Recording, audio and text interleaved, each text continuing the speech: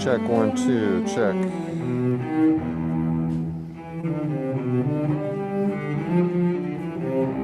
Check 1 2, check. Check.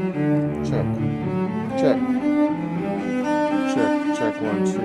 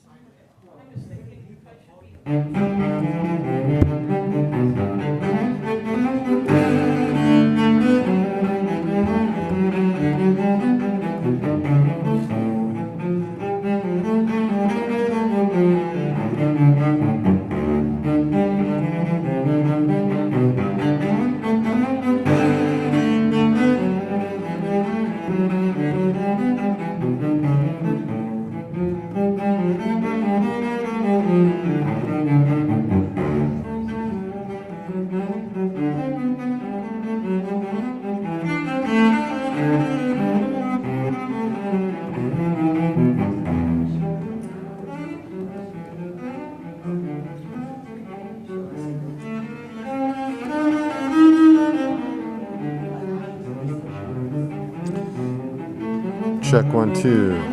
Check 1 2. Check 1 2. Check.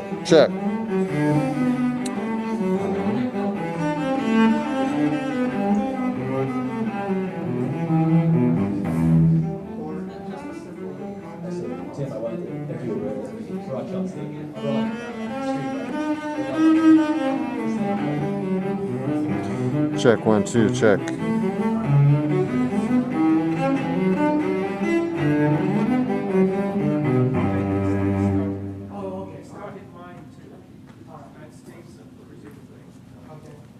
Check 1 2. Okay.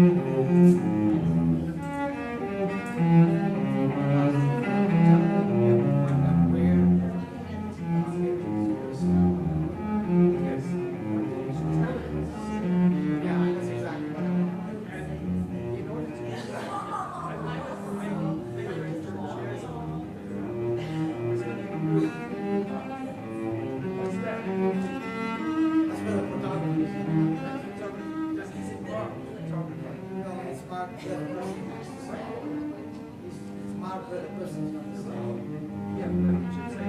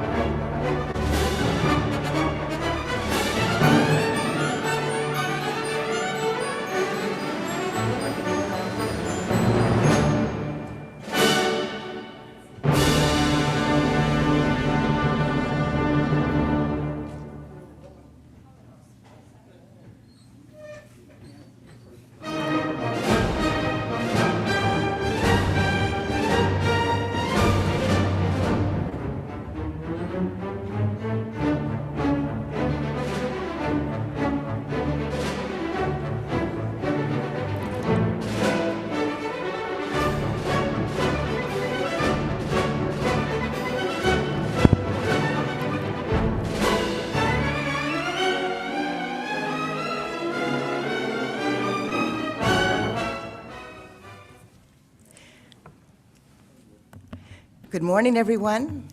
I'd like to begin this morning's festivities by asking Emily Phippen to lead us in America the Beautiful.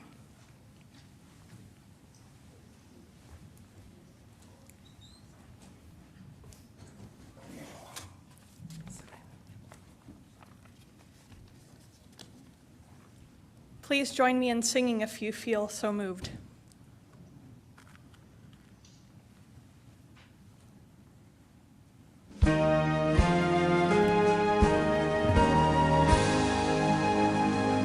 Oh, beautiful for spacious skies, for amber waves of grain, for purple mountain majesties above the fruited plain. America, America, God shed his grace on thee, and crown thy good with brotherhood from sea to shining sea.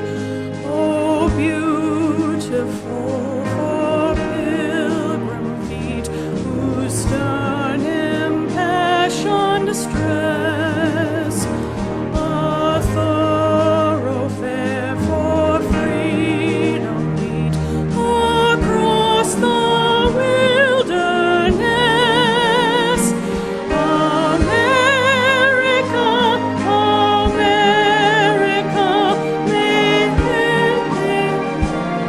may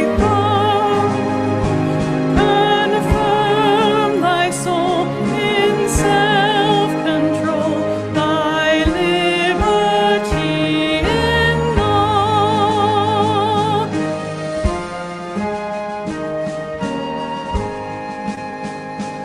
Oh, beautiful for heroes proved in liberating strife, who more than self thy country loved, and mercy more than life.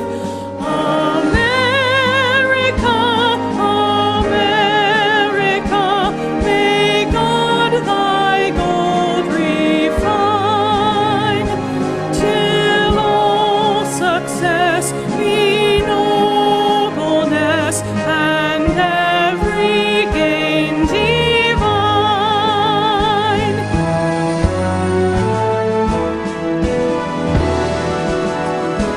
Oh, beautiful for patriot dream that sees beyond the years, thine alabaster cities clean, condemned by human tears.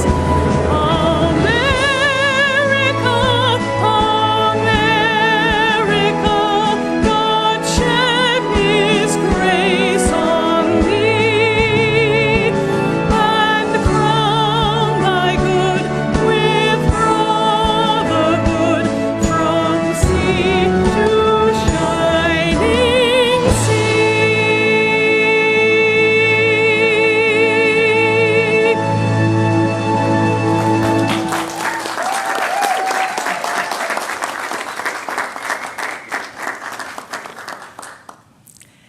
Thank you, Emily. To Dr. Jeffrey Abramson, Dr. Yolanda Lewis-Ragland, and Rena Boone, our honorary doctorate recipients, President Hageland, honored trustees, distinguished faculty, dear students, parents, families, and friends, welcome to our commencement ceremony for 2021 Maharishi International University's 44th commencement. Please be seated.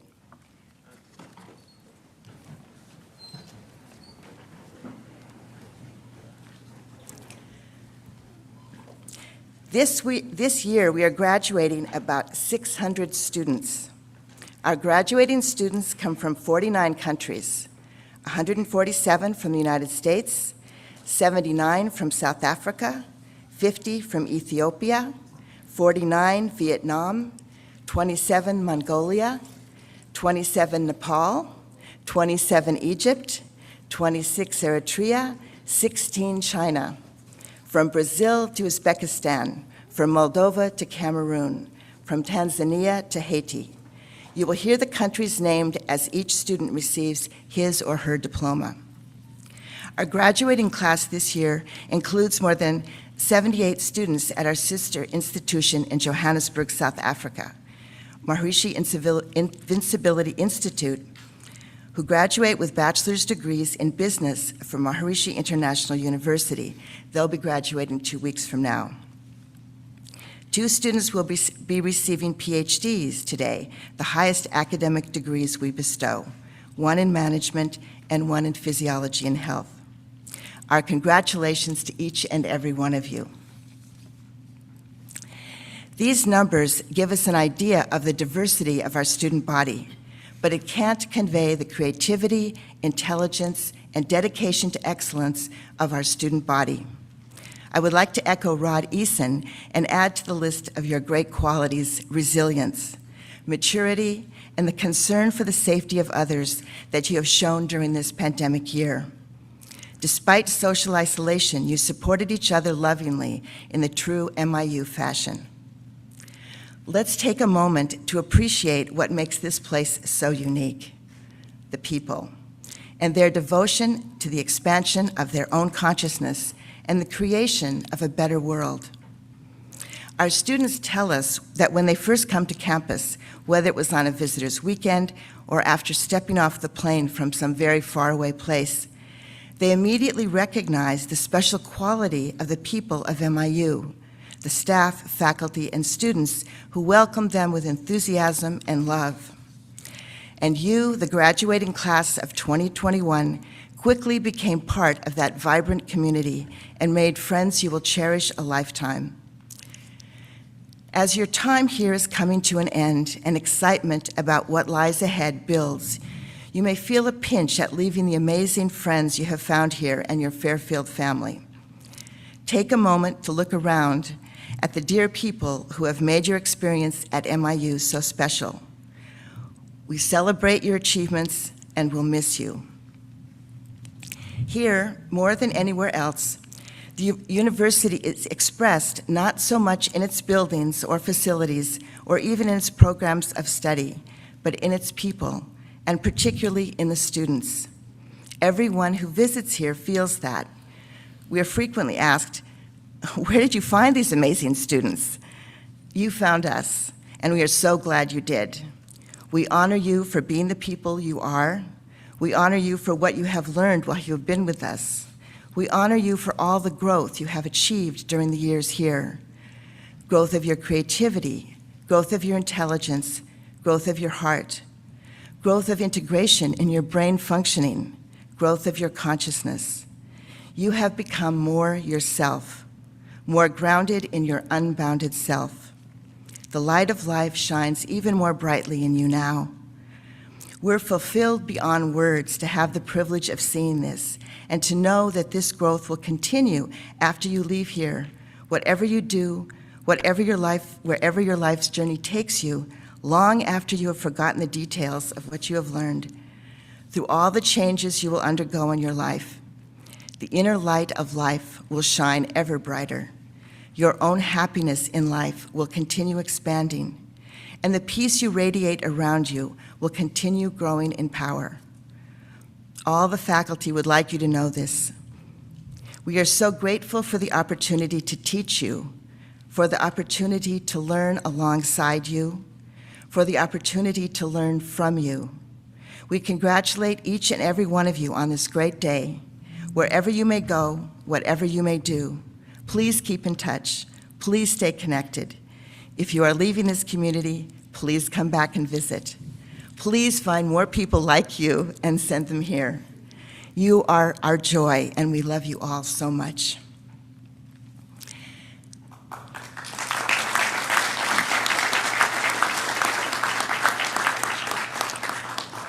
Today, we celebrate your graduation on our newest national holiday, Juneteenth, National Independence Day, the Day of Freedom, a day commemorating the abolition of slavery and our national emancipation from the shameful practice of slavery.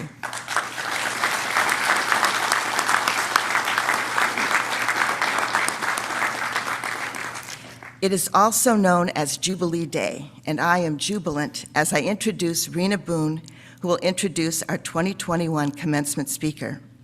Rena is a member of the MIU Board of Trustees, a lifelong educator, and a lifelong teacher of the Transcendental Meditation technique. She taught at the Maharishi School for 25 years and currently teaches at the ARC in Washington, D.C. You'll be hearing more about Rena later. Please welcome Rena Boone.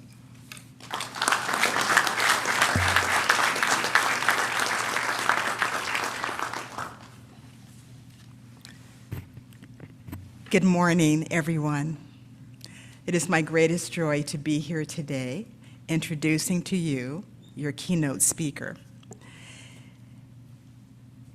At this auspicious MIU commencement ceremony for 2021, Dr. Yolanda Lewis Ragland is affectionately known as Dr. Yolanda. She is a phenomenal woman and stellar human being, which you will soon see when you hear her speak today. She is a double board certified physician in both pediatrics and obesity medicine. She is the owner and CEO of Family Fitness and Wellness for Community Health. In addition to that, she is the founder and president of Dr. Yolanda Cares Foundation. This is her nonprofit organization that focuses on reducing health disparities in at-risk communities.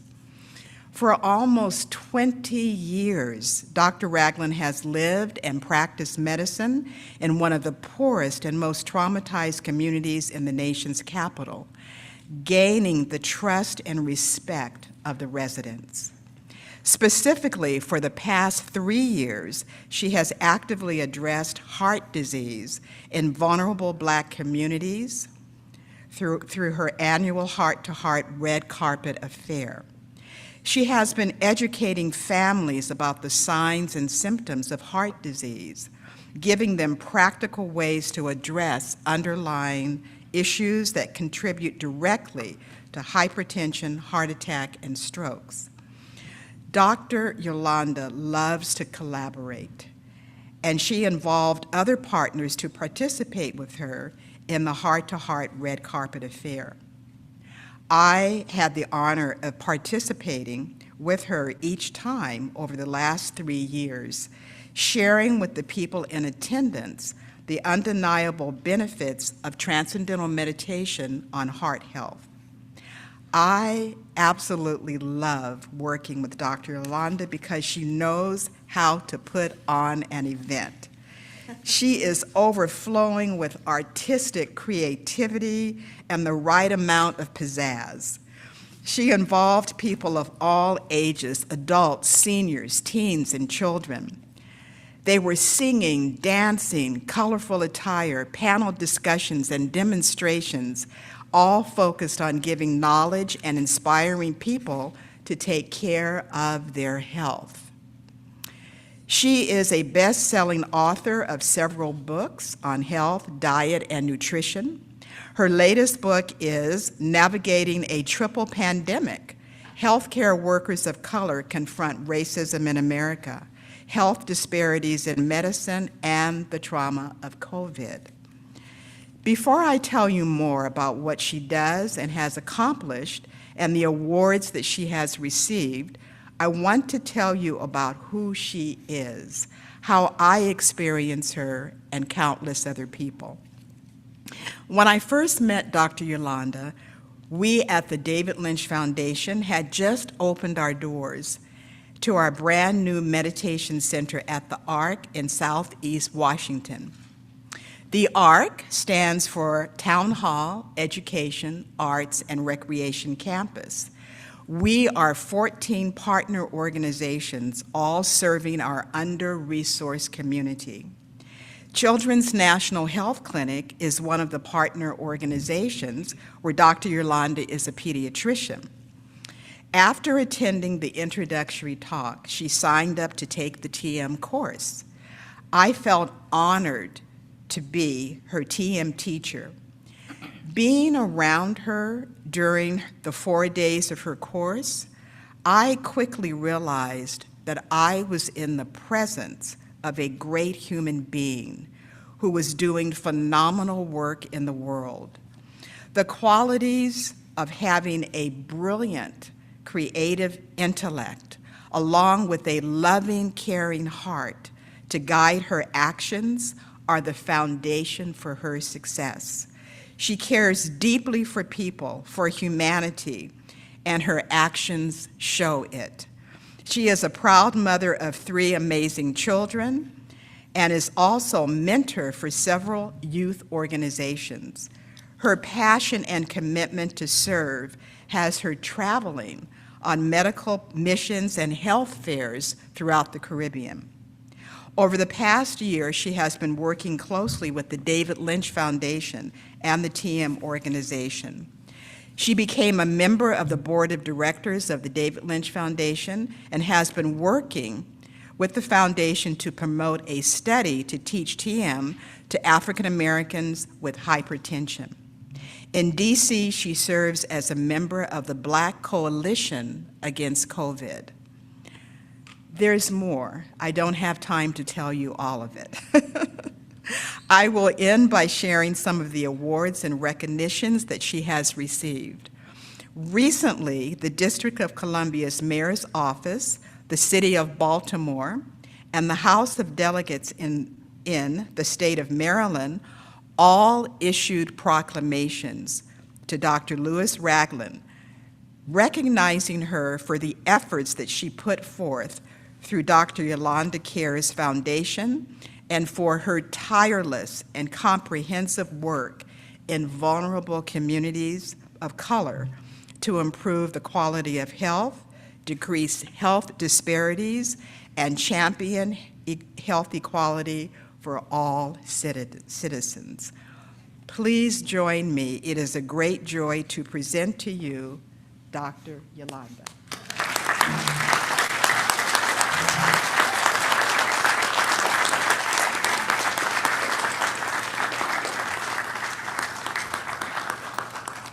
I'm not sure who that lady was she was talking about, but you guys got me, okay?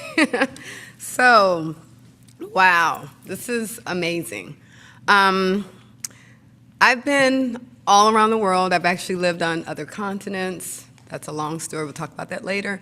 And I've treated celebrities and politicians and world leaders, but this is by far one of the most revered moments of my career. And so I appreciate you all so much for having me here. I understand that Oprah Winfrey was here at one time and she meditated in the Golden Dome, but she didn't get a degree from Maharishi. I did. Don't tell her I said that. So I want to wish you guys a happy Golden Jubilee to the university.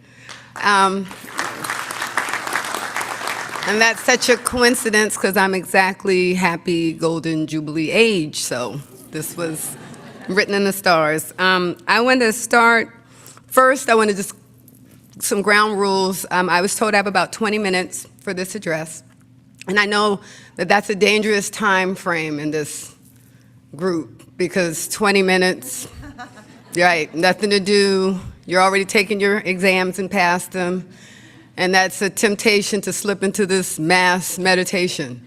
No closing your eyes, no concentrating on your personal mantras, no deep diving, okay? No transcending while I'm up here, so stay with me. I do want to say a few thank yous before I get started. Mr. Jeffrey Abramson, he's not here. He is our outgoing chair of the Board of Trustees, and he has a very special place in my heart, and I'll explain that in a few minutes.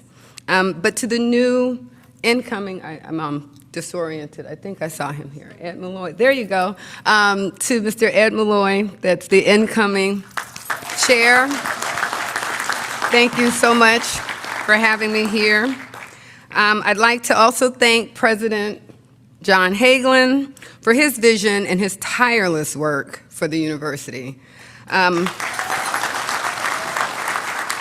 The two previous presidents, Dr. Bevan Morris and Dr. Keith Wallace, for their leadership, and all the honored faculty and members, the other honored Board of Trustee members I got to meet yesterday and I sat with. You guys are in great hands, trust me. No, you are. I'd like to thank Rena Boone, who is also one of the board members and again taught me personally. TM, bless her heart, thank you for. She didn't really tell you the whole story about that first introduction. I was all over the place and I know she was thinking, I gotta get this person. And she did. She figured out how to reel me in and how to get me practicing, and I love you for it. Thank you for that introduction, and congratulations on your honor today. It's well deserved. Don't start my time until after these thank yous, please. I can't go on without thanking Mr. David Lynch and the David Lynch Foundation for all their tireless work for getting TM into the world and into vulnerable communities, and for actually connecting me with this amazing community, which I'm calling my new tribe. And then a special thank you to Bob Roth, the CEO of David Lynch Foundation. He's a champion of TM worldwide. He's a great teacher of TM and in life, and he has become like a big brother to me, which is very special because I lost one of my big brothers years ago, and Bob has more than filled the void. So thank you to Bob. I want to say thank you to the parents and the family members of the graduates for all the love and the support that made today happen. Give them a hand. Okay, for the reason we're here, I want to say thank you most of all to the amazing, colorful, beautiful, magnetic class of 2021. Thank you all for inviting me to join you as a part of this final chapter here at MIU. As you experience this and usher into your new chapter of the story, the beautiful story of your lives. I want to start again by acknowledging that we all witnessed history this week, as President Biden declared this day, Juneteenth, a national holiday.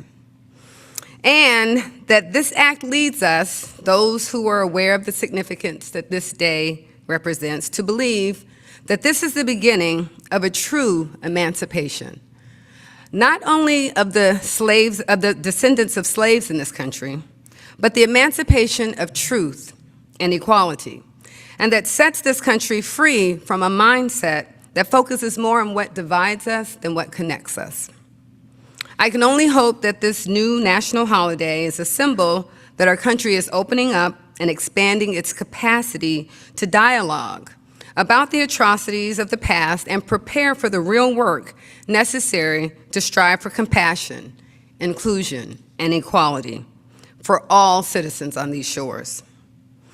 I can't help but think how easy this would have been for our great leaders of this leading power, of this leading world power, if they had just been exposed to consciousness-based education from the start, right?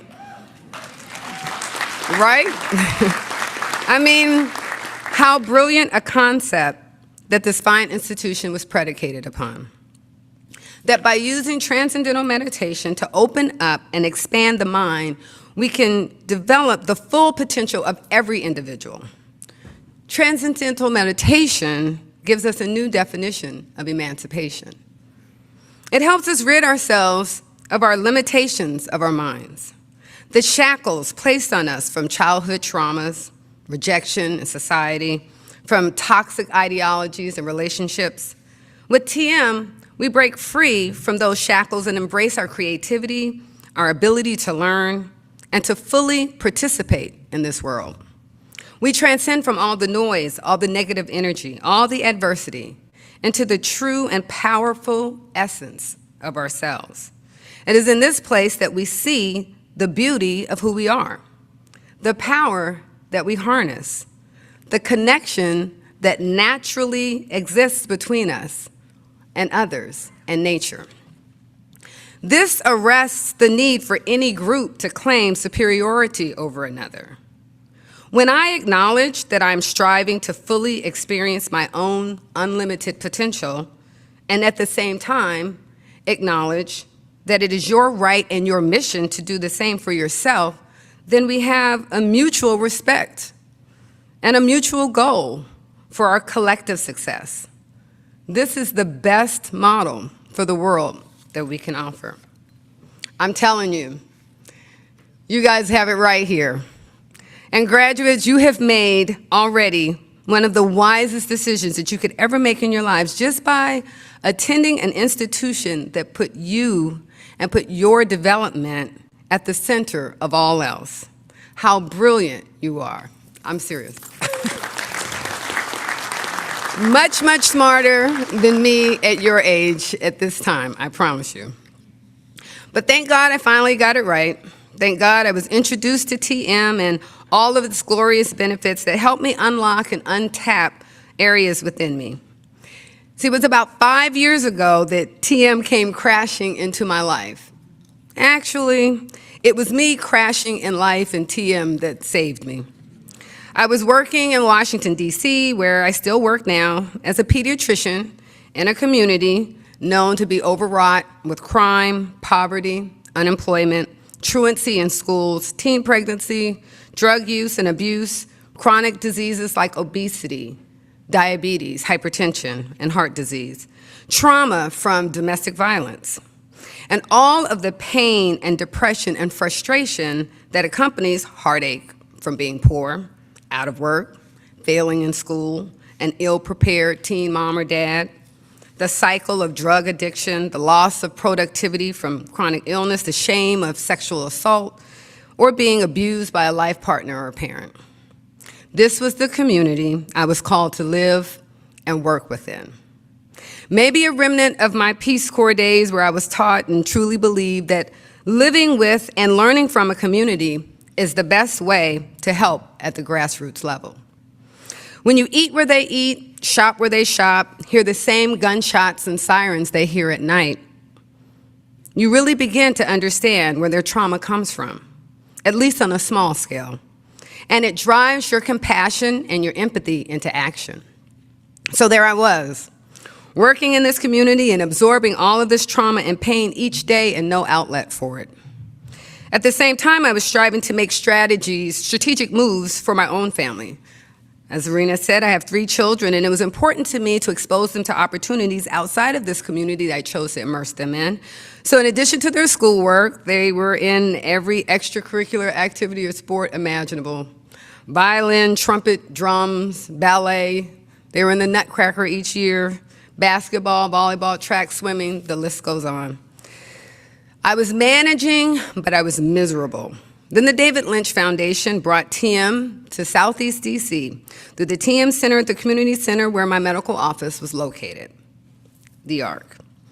So, Mr. Jeffrey Abramson, I have a special place in my heart because it was your generosity and your philanthropy that helped underwrite much of the work that's being done in my little community. And as a pioneer, you've been a champion of TM in vulnerable communities all over the world for decades, through funding studies and various community programs. So again, I thank you. As I worked each day, I felt like I was on a rinse and repeat cycle. I was getting things done, but seeing no progress being made in my life, and not for lack of effort.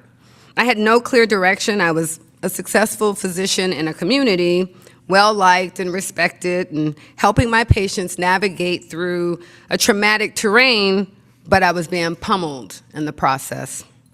Around this time, I'd finished a leadership course in education at George Washington University, and I was under the impression that just by completing this course of intellectual study about leadership, I would see the results of my life. But nope, nothing changed. It didn't happen, and I pushed harder. I had this brilliant idea after that course that I would write a book. It had truly been in me for years, but I never had the energy or the confidence to actually put pen to paper.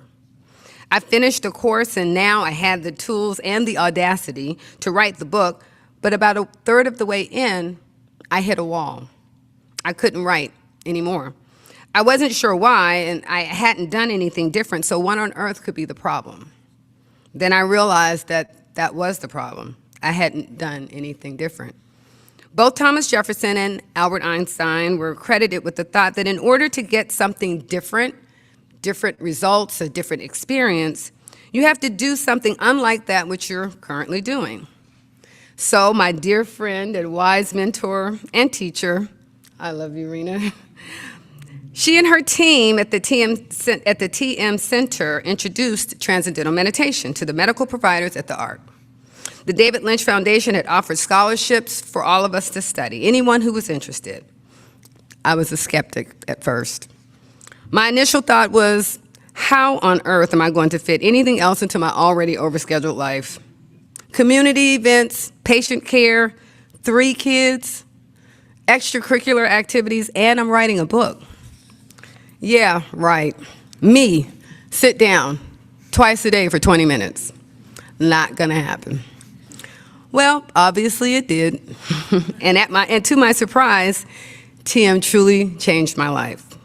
Yes, it gave me the tools I needed to help me relieve the stress and reduce the anxiety from all the trauma that I was absorbing on a daily basis, but it also helped me in my personal life.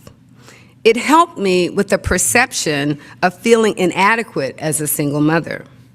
The need to do it all because the world had to be convinced that I could. It helped me stop focusing on the outcomes and begin focusing on the process of being and becoming. Being the best version of myself right now and becoming the best person that I could be. And it helped me tap into my purpose. You see, graduates, it's not enough to just know what you want to be, but who you want to be.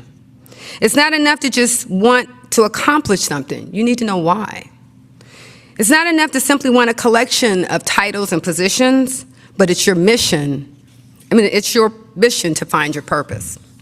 Nelson Mandela said, "There's no passion to be found playing small and settling for a life that's less than one you're capable of living." That was the gift of TM to me. A glimpse of what I was capable of doing and who I was capable of being. And I suspect it's what TM is doing and will continue to do for each of you. I'd like you to know that after learning TM and beginning my regular practice, I not only finished my book that year, but subsequently I had completed 2 more books and 2 journals the following year. TM had opened my mind to my potential. It had shed me of my apprehension and taught me to trust myself and the creative, liberated, emancipated, brilliant mind inside of me. I guess you can teach an old dog new tricks. So, what am I saying? I guess what I figured out is that even though I didn't have an amazing educational foundation like all of you do here, TM helped me develop my creative mind and achieve an inner fulfillment that I never thought was possible. However, the good news is that you guys do have that foundation. You guys have this incredible underpinning, and you're starting out or continuing along, for some of the mature graduate students, with something so amazing and so special. So I have a lot that I could tell you, but for now I'm going to share just 2 things that I want you to take away with you today, along with this amazing practice and consciousness. Dr. Yolanda's 2 golden rules, if you will, that I believe have helped me turn obstacles into opportunities, have gotten me where I am today, and that continue to guide me in the best direction. The first one is, to thine own self be true. When I was in my undergraduate year at Santa Clara, a small Jesuit school in Northern California, I was one of 6 black students in the biology department. Ironically, there was only 1 student advisor for the department, and so each of us obviously shared this common experience. And One day in my junior year of my undergraduate career, this advisor had me come to his office for a pre-scheduled meeting. After sitting down for about 2 or 3 minutes, I found myself having an out-of-body experience. You see, I was being advised by this individual, who I've only seen maybe twice the whole time I had enrolled in the school, to switch my biology major to something perhaps less demanding and less difficult. I couldn't quite understand the basis of the advice. I was doing well in school. I was very active on and off campus. Maharishi would say, I might say I was striving to develop my whole self, right? No. That's when I heard him explain to me that it was because of these activities, because I was a resident assistant in the dorm, because I was the president of the Black Student Union, because I was the vice president of the junior chapter of the NAACP, because I was the student manager of the Marriott Food Service, and because I was a member of Delta Sigma Theta, which was this Black Greek organization I had pledged at Stanford the year previously. These are the reasons he felt it his responsibility to let me know that, quote, I would never make it into medical school because I was too distracted, that I would never become a doctor. That's the moment I left my body. I saw myself walking around the room. I saw him, I saw me, and I was looking to see if there was perhaps someone else in the room that he could be giving these comments to, because surely it wasn't me. I thought, he doesn't know me. This man who knows nothing about me just advised me to give up on me. Wow. Where was the CB teachers when you needed them, right? I returned to myself, and I thanked him for his time, and I left the office, and I had no ill feelings, just assurance that the advice he had just given simply did not have my name on it. It was like water running off the back of a duck. So the following spring, 3 of 6 black biology majors graduated with a Bachelor of Science degree in biology, and 3 did not. One of those that didn't earn a degree in biology was my old roommate. She ended up with an English degree, and I didn't know at the time that this advisor had given her the same advice he'd given me. In fact, he'd given that same advice to all 6 of us. So let me stop and be clear. This advisor, who didn't know any of us, told all 6 of us Black students to change our major from biology because he said we would never become medical doctors. Fast forward, I was in my 3rd year of Howard University College of Medicine. I made it. And my chapter of our sorority back at Stanford was celebrating our 15th anniversary, so I chose to attend. I flew back to California from DC, reunited with friends and classmates, and in a moment of nostalgia, I decided to just take a quick detour and visit the Santa Clara campus. And I naturally ventured over to the biology department where I spent so much time, and I took a look around, and I decided to see if our old friend, the biology advisor, was still around. He was. So I made an impromptu drop-in appointment with his secretary, and I was waiting in his office, unsure of what I had exactly had to say, if anything. The moment I saw him, I stated my name. I realized he had no idea who I was, still. No idea the impact he had had on my life and the lives of the other students that he had failed to get to know. And with the power of his words and his position, he had successfully led them off their paths. I attempted to refresh his memory, but it was hopeless, so I decided to put us both out of our misery, and I just stated my business and left. It was at that point I told him that I'd come to thank him. It was an amazing transformation. He went from indifferent to me to smug and quite proud of himself. Thank me, really? Yes, I said. He then threw back his shoulders and stood up a little taller. Thank me for what, he asked, and I replied, because you said something to me that was one of the most inspirational things that I'd ever been told while I was here at Santa Clara. I could tell by his facial expression that he was perplexed, but intrigued, so I continued. I told him that my mother had passed in my sophomore year of medical school, the year before this meeting, and that there were many times that I wanted to quit because things had gotten really hard. But because of my memory of her and the words that he had spoken, I just couldn't. It was then that I reminded him that 7 years ago, he had told an impressionable but determined me while sitting in this very spot that I was sitting this day in his office, that I would never make it to medical school and never become a doctor, and that whenever I felt overwhelmed or defeated while I was in medical school, in my medical school training, I thought of him. I thought of his words, and I knew I had to prove him wrong.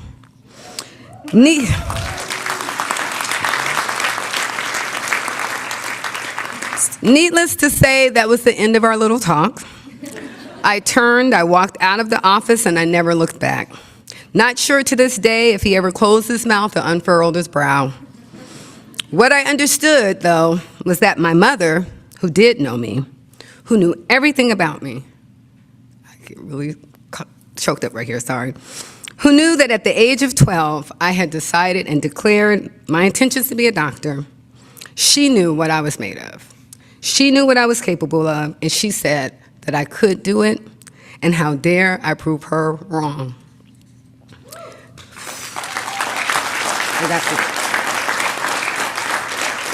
So graduates, be true to yourself, be true to your convictions.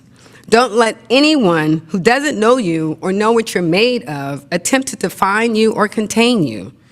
You, remember, have limitless potential. Likewise, I need you to look around and thank those who have believed in you from the very beginning, your mothers, your fathers, sisters, brothers, aunts, uncles, grandparents, cousins, your pets. I don't know who they are, but thank them, okay? Because they have played a special role in the confidence that you have today. My second rule, I promise is shorter. Protect your gift and hone your craft. I was in my second year of medical school. My mother had slipped into a coma, and now she was awake but still intubated. While visiting her, I noticed that the doctors and nurses would speak about her in the hospital bed, but never directly to her or give her any eye contact. So one day, while I studied for my medical midterm exams at her bedside, a nurse came into the room and began to change the settings on her ventilator without saying a word. I asked what he was doing, and he politely began explaining his activity to me. I then asked if he could do me a favor and talk to my mother when he came into the room and explain to her what he was doing whenever he adjusted the equipment. I told him that I realized that she was intubated and couldn't talk back, but I expressed my concern that she was often in there alone, and I could see the fear in her eyes each time someone touched her machine. In fact, her blood pressure would actually go up on the monitor. So he agreed to do this, and within a few days, she was off the ventilator. The day they removed the tube from her throat, she was eager to say something to me. I kept trying to encourage her to rest her voice, but she insisted. Finally, in a whisper, she said something very profound to this second-year medical student, that would be me, who was standing next to her. She told me that I was already a better doctor than any of those who had come into her room and treated her during her stay. She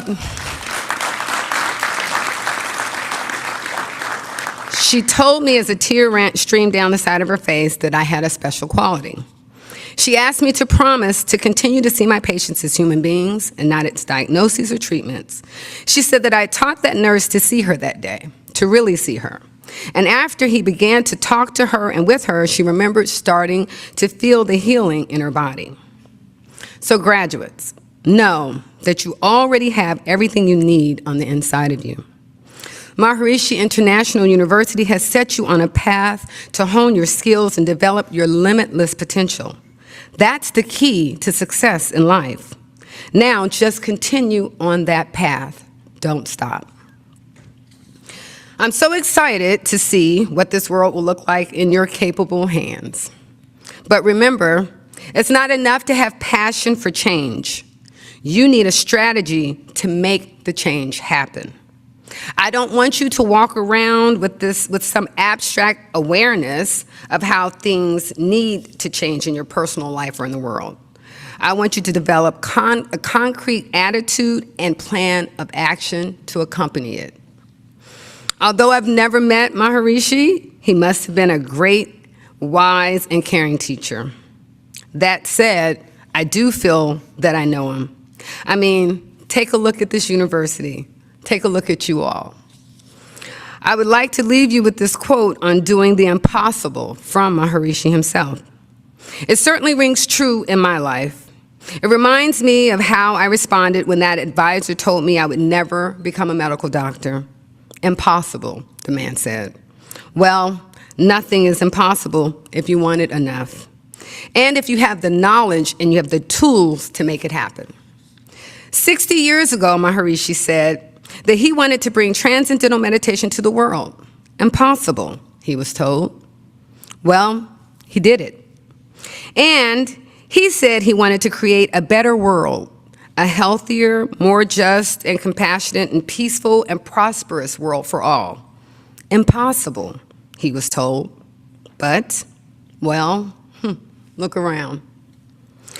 I believe he's doing it. He is doing it, starting right here at your university. So here's Maharishi's words on doing the impossible. We have been impossible right from the beginning, and we must continue to be impossible because we are raising a voice against suffering, which has been considered to be the nature of life. It is our joy to be considered impossible.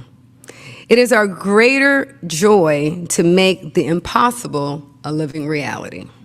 So my final message is make the impossible possible in your own lives and in the world. Congratulations to you all, the extraordinary graduating class of the Maharishi International University for 2021. You have done great, and you will continue to do great. The world awaits you, and the world needs you. Thank you.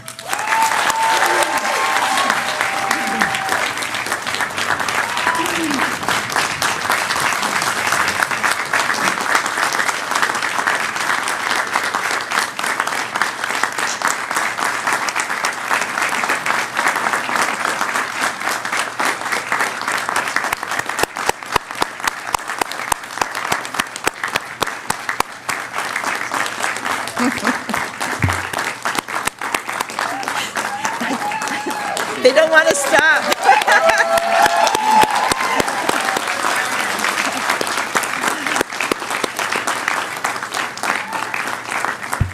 Thank you so much, Dr. Yolanda, for obviously inspiring all of us with your life, with your radiant being, with your stories, and we're so grateful you think you found your tribe with us because we're so happy to have you. And now I'd like to introduce Dr. John Hagelin, President of Maharishi International University, renowned quantum physicist, science and public policy expert, educator, author, and leading proponent of peace. Director of the university's Institute of Science, Technology, and Public Policy, university trustee, president of the Maharishi Foundation, the organization responsible for teaching the Transcendental Meditation Program throughout the United States, and international director of the Global Union of Scientists for Peace. Dr. Hagelin.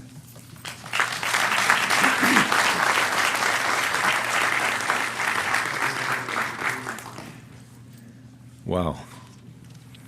This will be a great honor for me, for our university, for our trustees, to confer a very special degree on Dr. Yolanda Lewis Ragland. Dr. Yolanda.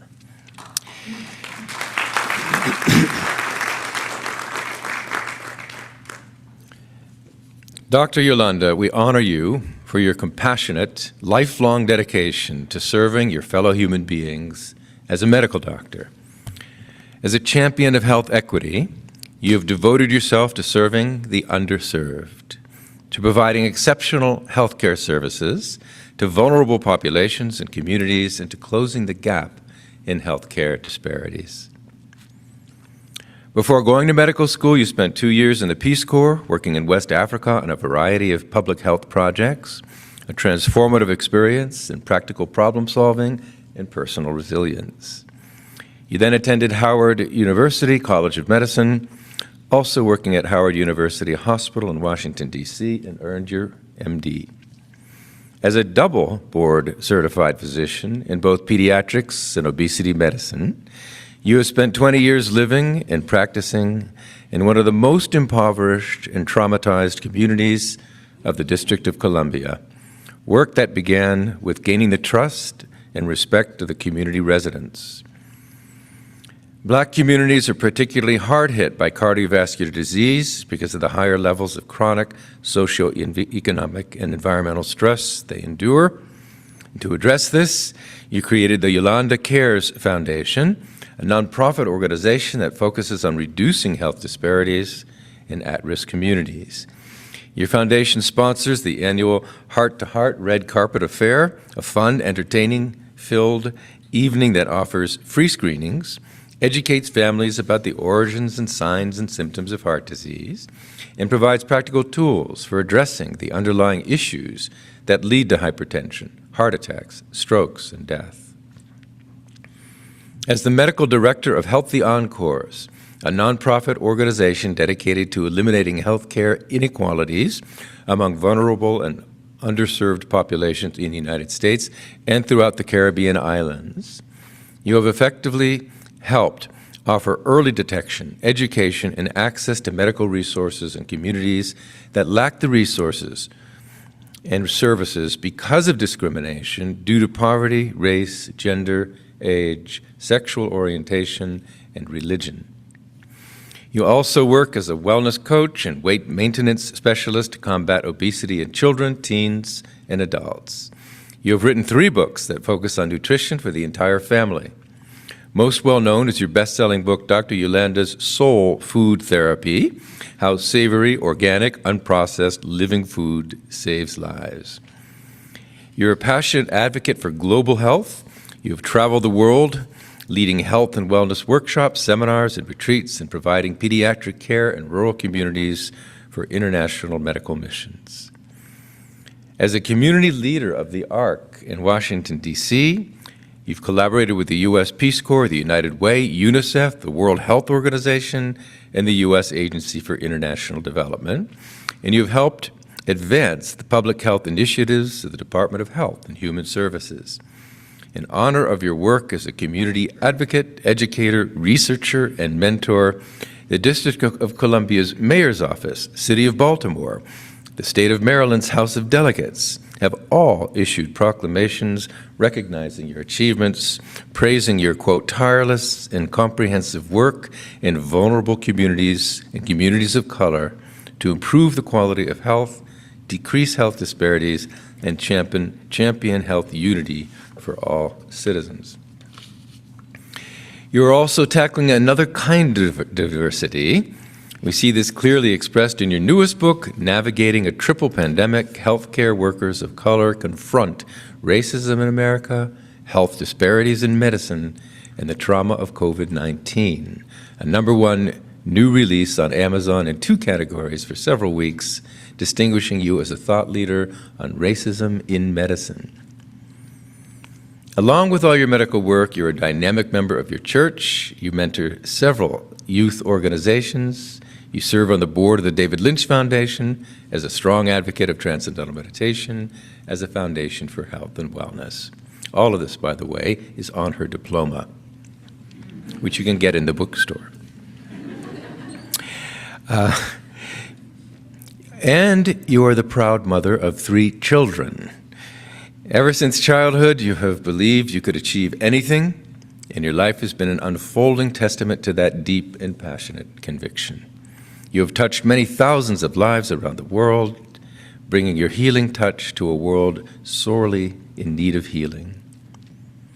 Through your creativity and success, you have demonstrated the potential for success inherent in the life of every individual. All those who know you and know your achievements are inspired to rise to higher levels of achievement in their own lives.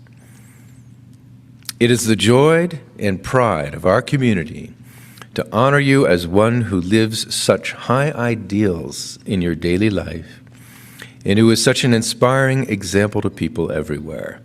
On behalf of our whole community, we thank you for the service you have given to the human family and for the upliftment you give to everyone who knows you.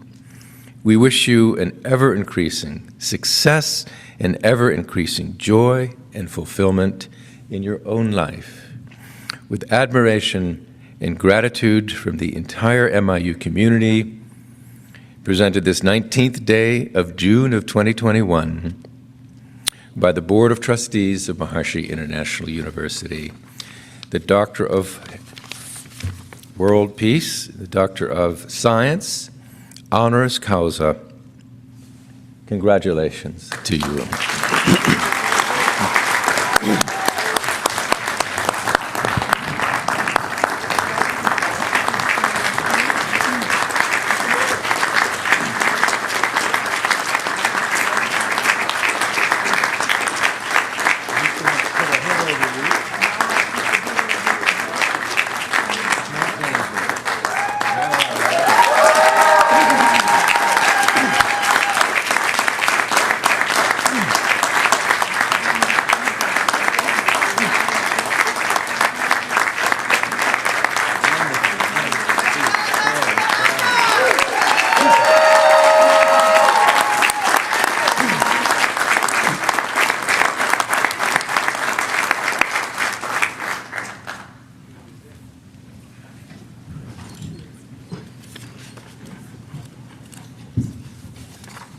Truly memorable, I'd say historic speech, and a message and wisdom for the ages in that beautiful, beautiful address. And it is also my great honor and just wonderful, wonderful joy to bestow on behalf of the trustees of our university and of our whole community a degree of Doctor of Education, honoris causa, to the wonderful Rena Boone, who you've heard from briefly moments ago.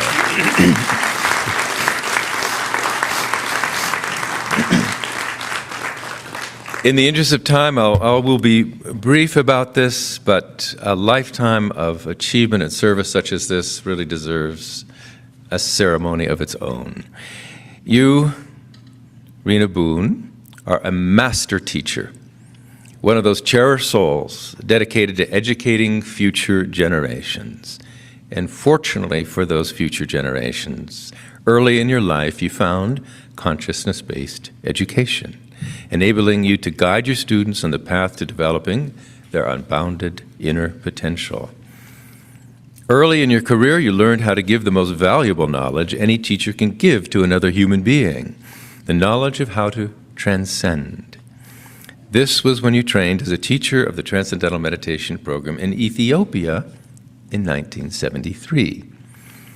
For some years, you've pursued a twin-engine career. With one engine, you coordinated and implemented an alternative education program in the San Francisco schools for students performing below grade level and experiencing social maladjustment in mainstream school settings. With the other engine, you were the director of the San Francisco Transcendental Meditation Center, teaching TM to seniors, adults, teenagers, and children, and especially in the African American community. In 1980, your twin engines merged. You joined the faculty of Maharishi School as one of its earliest teachers. In this consciousness-based kindergarten through 12th grade school, the first in the world, you combined your two areas of expertise, that of school teacher and a transcendental meditation teacher. And this is where you devoted the next 25 years of your life. At Maharishi School, you taught all grade levels, from preschool through the 8th grade. You served in administrative capacities as needed. You enriched the lives of students and families, and you helped Maharishi School become the inspiration and model for the many sister schools that now blossom all around the world. Then you relocated to Johannesburg, South Africa, to work at the Maharishi Invincibility Institute, school there, teaching students and staff, training teachers, and even consulting for Oprah Winfrey's Leadership Academy for Girls. Returning to the U.S., you spent nearly 10 years as the director of the Quiet Time program at the Ideal Academy Charter School of Washington, D.C., an amazing, groundbreaking program that was the first in the world outside of MIU to offer consciousness-based education in a public school setting. You taught Transcendental Meditation to students, teachers, new administrators, parents, grandparents, guardians. You hosted the many visitors that came to this flagship Quiet Time school to see the program in action. And today, you are the David Lynch Foundation's Regional Director for the Washington, D.C. area, working at the ARC, the Town Hall Education, Arts, Recreation Campus in Washington, which provides medical and cultural services, including transcendental meditation, to the surrounding underserved community. So yours has been a lifetime of devoted service to others and to the future of our world. Yours has been a life of giving, giving, giving. Considering Maharishi's principle that the teacher always gains more than the student, you must be one of the wealthiest people on earth. You have brought fulfillment to the profession of teaching. Your life is an inspiration to all teachers everywhere and all teachers to come. Presented this 19th day of June 2021. Congratulations, Rena.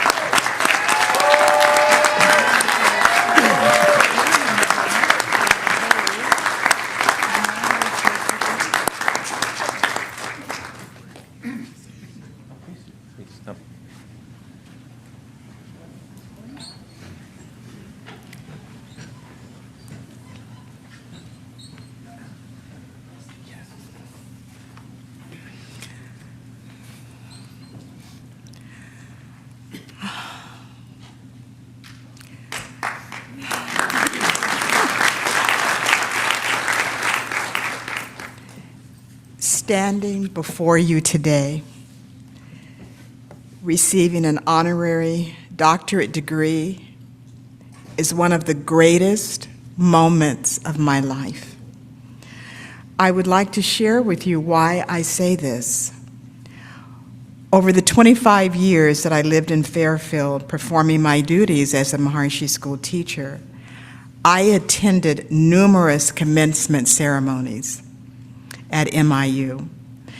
Before COVID, the ceremonies took place in the Golden Dome, where I stood on that stage many times giving speeches, representing the school, or performing with my students.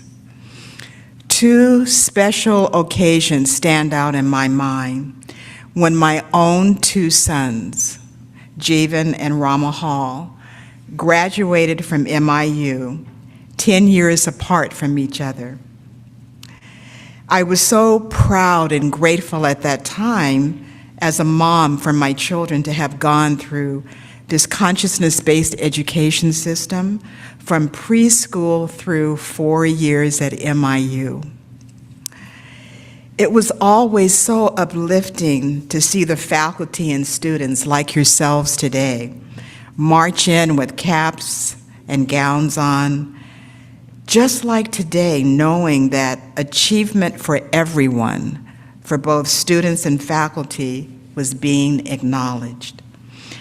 I never thought that one day I would be standing here before you in my MIU cap and gown, receiving this honor. When I was asked by Dr. John Hagelin if I would accept this honor, it was the biggest surprise, and I said yes. And then I cried tears of joy because I didn't see this coming.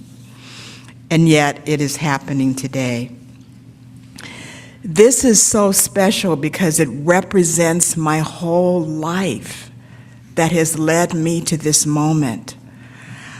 I have always lived my life by following my heart and taking what I now know to be the next destined step. In the early 70s, I learned transcendental meditation.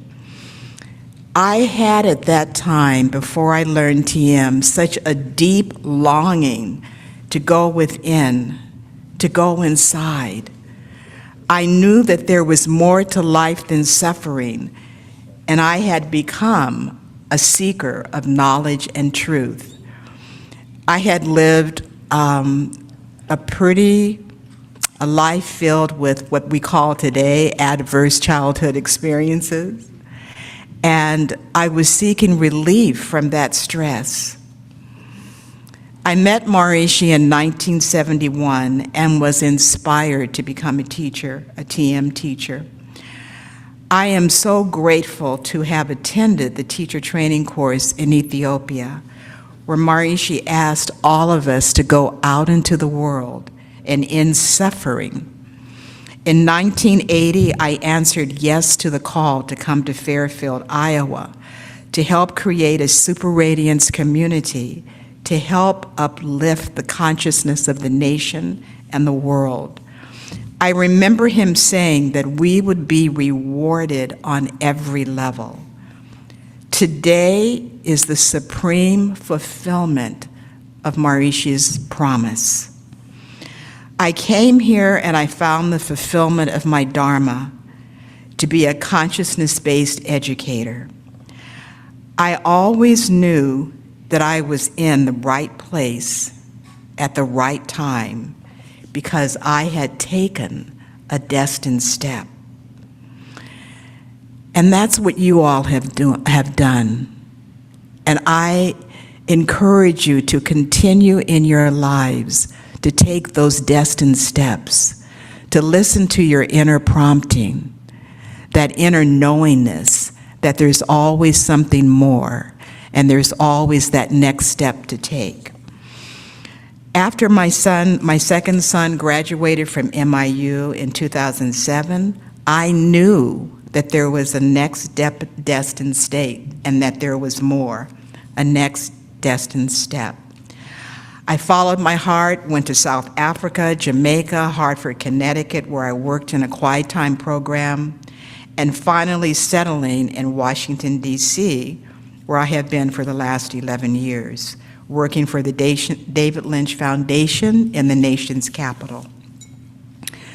I am in awe and so grateful for this moment. What I learned from Maharishi is that the expansion of happiness is the purpose of life. I am the happiest when I am helping others and myself to live our best life and to be all that we can be.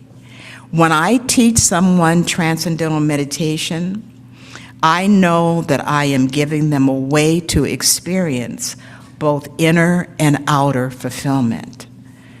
To you today, I say, continue to follow your heart. Say yes, always say yes to those destined moments, and you will be on the path of your Dharma. Today is my inner and outer fulfillment, and it is a feeling, it is so immense. I want to end by thanking everyone who has impacted my life and helped me to get to this moment today. Thank you, Maharishi, and to his teacher, Gurudev, for bringing this supreme knowledge to humanity at this time. Thank you, Dr. John Hagelin, for your enlightened leadership and the Board of Trustees. Thank you, Dr. Bevan Morris, for being an inspiration in my life and a champion of the Maharishi School. Thank you to all the Maharishi School teachers, administrators, and staff that I have ever worked with. Thank you, dear Jeffrey Abramson, for the years that you supported the Quiet Time program at Ideal Academy in DC, and now our programs at the ARC. Thank you, Bob Roth, for your brilliance in leading the David Lynch Foundation to greater and greater heights of achievement. Your support in my life has been tremendous. Thank you to my family, my children, and my grandchildren, and to my friends for your love and support. Thank you to every student that I have ever had. Because of you, I could experience the joy and fulfillment of being a teacher. Today, I am blessed. I thank God and will treasure this moment forever.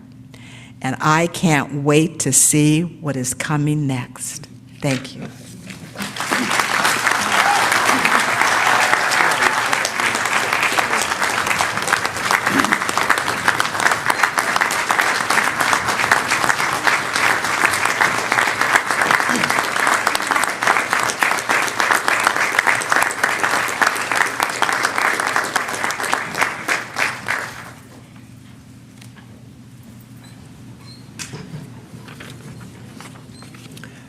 Thank you, Rena, for that incredible inspiration. The inspiration of a life exquisitely well lived, with a purpose that transcends the individual, really touches society and the whole world. Our next and penultimate doctoral degree, conferred as an honor by the Board of Trustees of our university, is a very interesting and wonderful award to a Master Zhang Guocheng. We honor you, Master Zhang Guocheng, for your tremendous dedication to promoting the pure knowledge of Tao, the unified field of all the laws of nature. You learned the Transcendental Meditation technique in the 1980s when you were pursuing a promising young faculty member's career at the prestigious Zhejiang University in China. In 1986, when you learned about Maharishi International University, you decided that MIU's holistic approach to education was what you were looking for.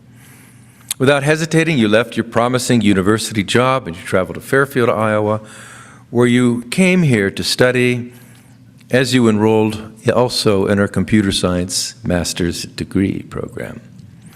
So after several years of graduating and working in high-tech companies in the United States, it was time, and you chose to quit your job, give up on your green card, and return to China.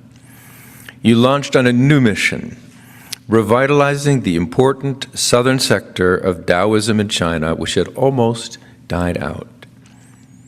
Over the past 20 years, you have almost single-handedly rebuilt the entire southern sector of Taoism in the famous spiritual Tiantai Mountains. Starting from nothing, you built a cluster of 12 grand Taoist temples known as the Tongbaigong Palaces on 500 Chinese acres of mountain land. This place has become one of the most visited spiritual sites in China's Taoist tradition.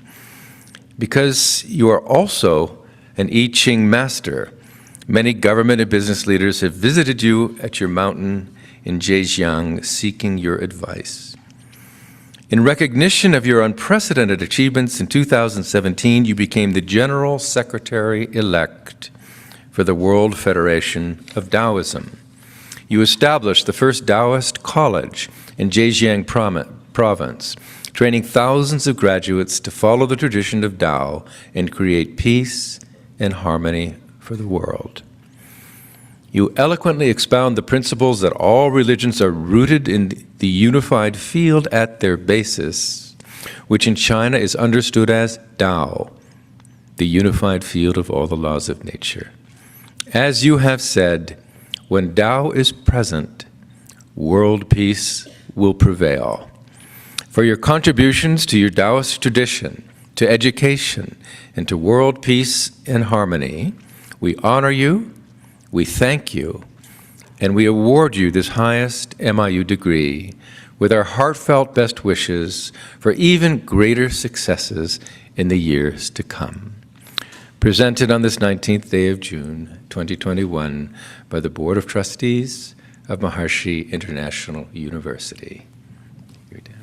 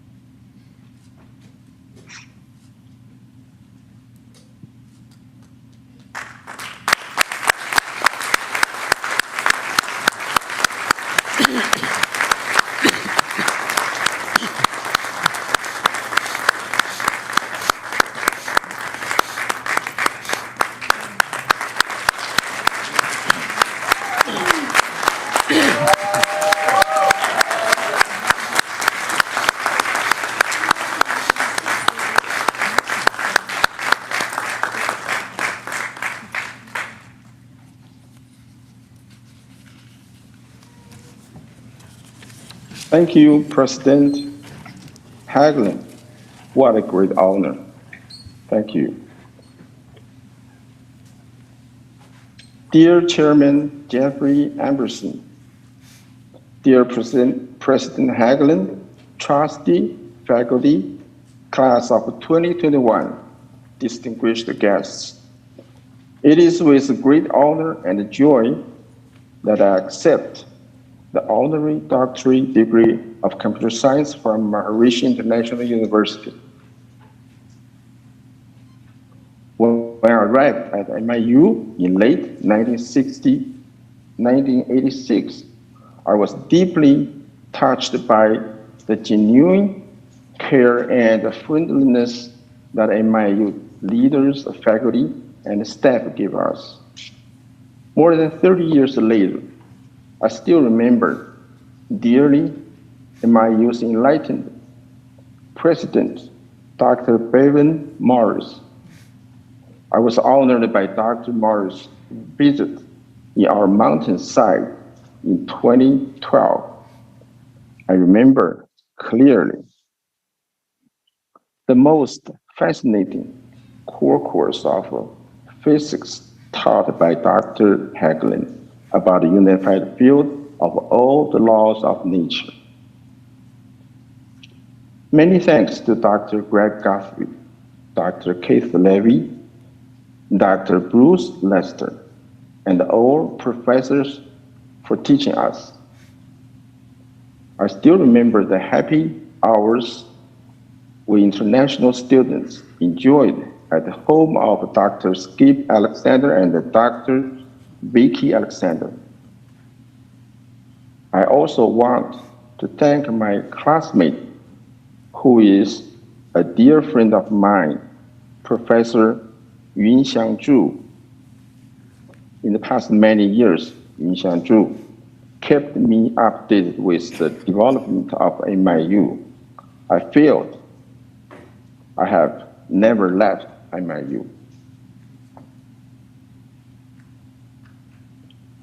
Dear friends, it is my great joy to report to all of you that with 20 years of diligent work, the almost extinct southern sector of Taoism in China, Tongbaigung palaces, are now one of the most visited Taoist holy places. I sincerely invite all of you to visit our Tongbaigung in Tiantai Mountain, Zhejiang Province, China. I promise all of you free room and board when you come.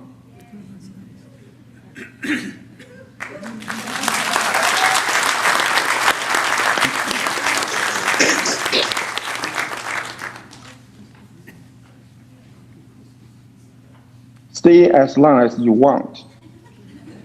All you need to say is, I'm from MIU.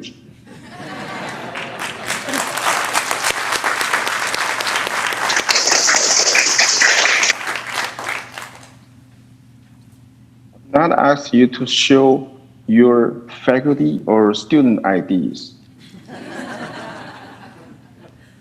Your mantra to our mountain is TM and MIU.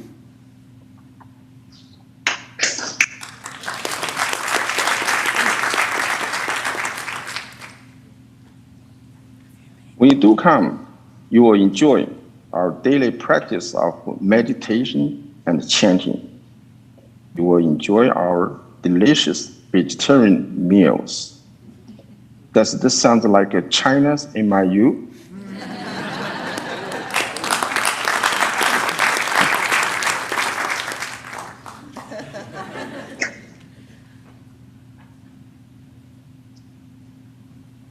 We perform Taoist tuyas every day. We have big Taoist yagyas performance regularly. We even have special Taoist yagyas to prevent natural disasters such as typhoons. Typhoons are the worst disasters occurring every year. They caused huge damages to many countries in the Tiantai district where we are located.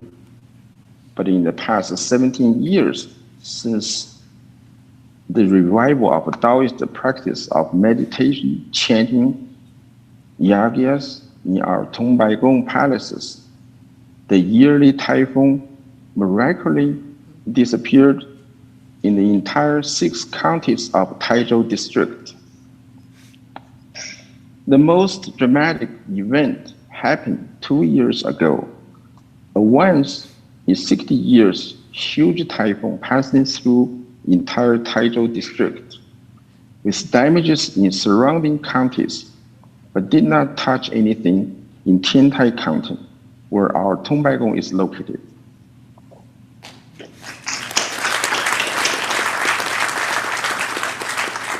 The miracles like this are abundant.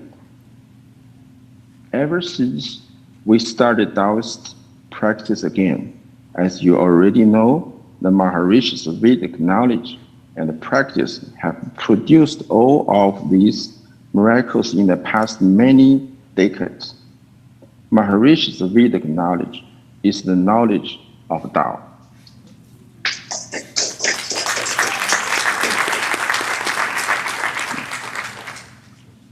Our achievement through working with the Tao, the unified field of all the laws of nature, have attracted worldwide attention with some organizations making claims that the Chinese Taoists have mastered the way how to handle environmental issues and climate changes.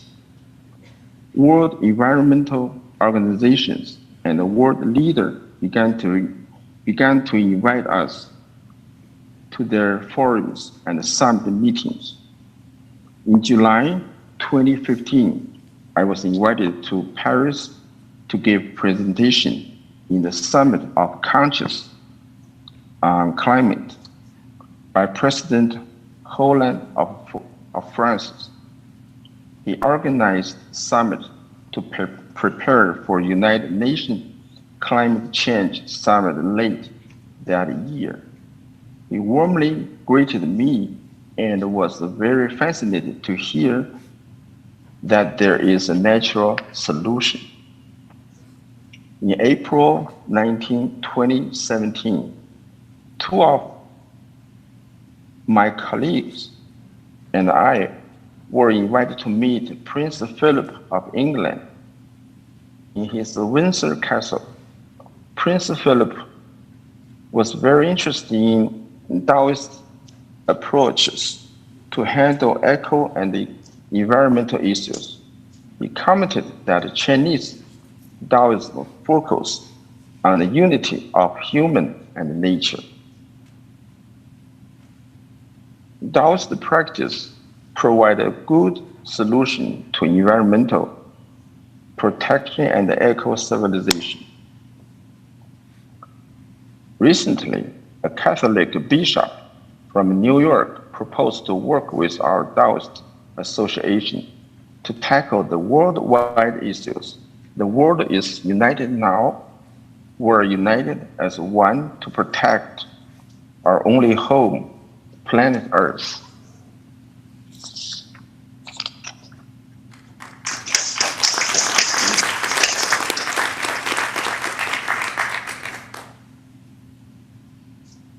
Dear class of 2021, when you walk out of MIU, you are walking into a global village.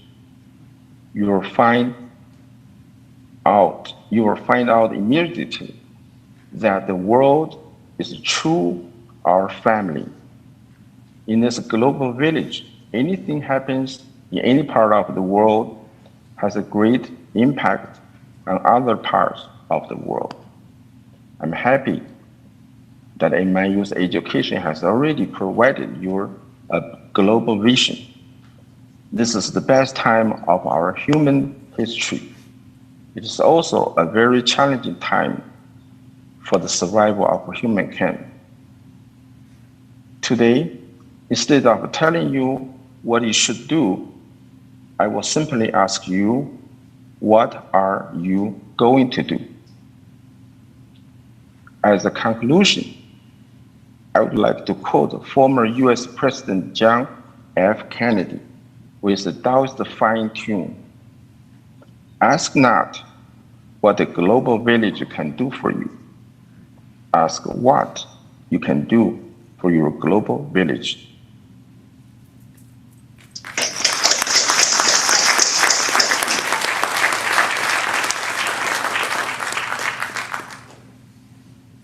Thank you for this honor, and congratulations to class of 2021.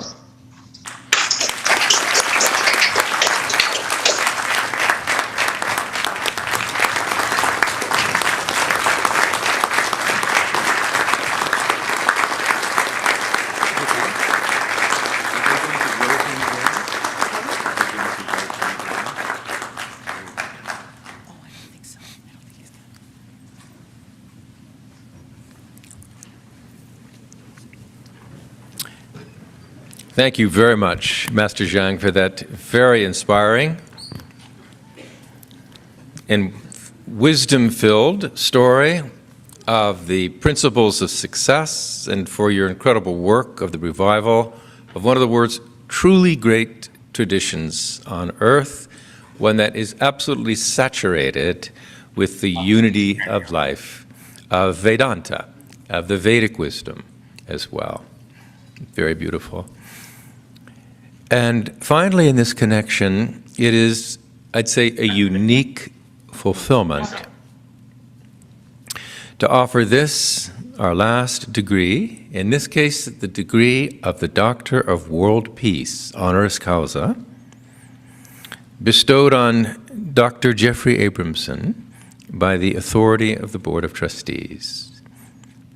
Jeffrey, we honor you for your lifelong dedication to ending human suffering, improving the quality of life for everyone, and protecting our precious planet. You have touched the lives of tens of thousands of people across the world through your love and commitment to the people's spiritual and physical health and well-being. Even as an 8-year-old, you knew you wanted to end suffering. And you knew you wanted something that all people everywhere could learn and use to improve their own lives without depending on others.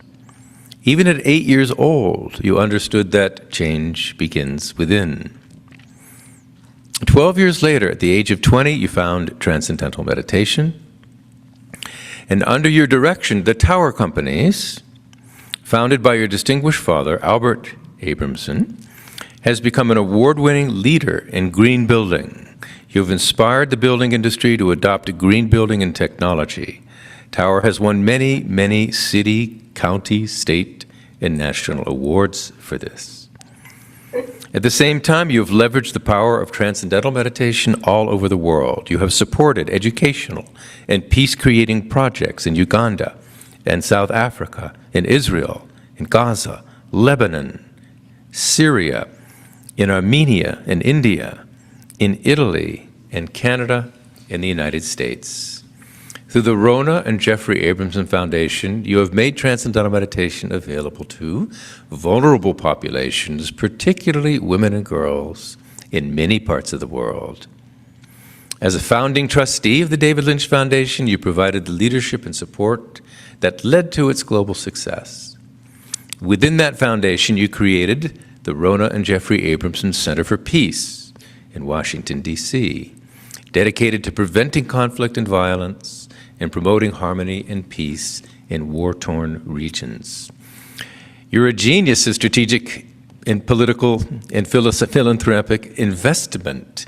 Your early support for research on transcendental meditation and heart disease led to the National Institutes of Health investing $25 million in grants to support further research. This led to global media coverage, affirming the value of transcendental meditation to the medical community and to the general public. You have supported Maharishi International University in every way imaginable. You support the annual fund and the endowment. You have transformed the face of the campus by helping demolish old buildings and build new ones. You have spearheaded massive student dorm renovations, making our students' experience far more comfortable. You have supported just about everything else, from faculty and student research to master campus planning and solar energy. You enthusiastically hire our brightest graduates to work at the tower companies. And now you're supporting the digital transformation of the university, enhancing the quality of our rapidly growing online programs, and streamlining the university functioning campus-wide. And in a gift that simply cannot be measured, you have given immensely of your time and energy, your wisdom and leadership as a university trustee, and for the past 12 years, our board chair. We commend and admire and thank you for all you have achieved, for all you have given, and for all you are, with a wish that your star continues to rise, that you enjoy the ever-increasing favor of natural law, and that you continue blessing the university and the world for many, many years to come. Congratulations and thank you.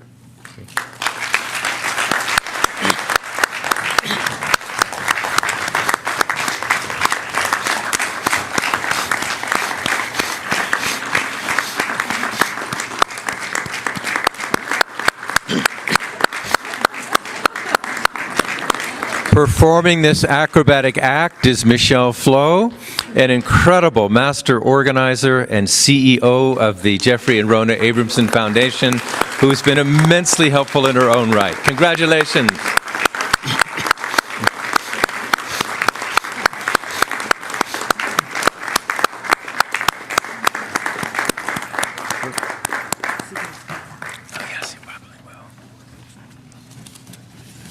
Thank you, dear President Hagelin. I'm deeply honored to receive this degree from Maharishi International University. MIU is the most qualified institution to give a degree in world peace. It is the preeminent goal and achievement of the university and the birthright for all.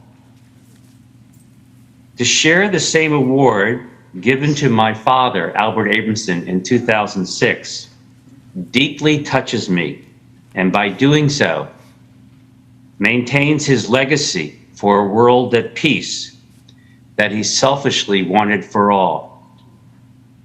Through the opportunities he gave me, he is still blessing the world.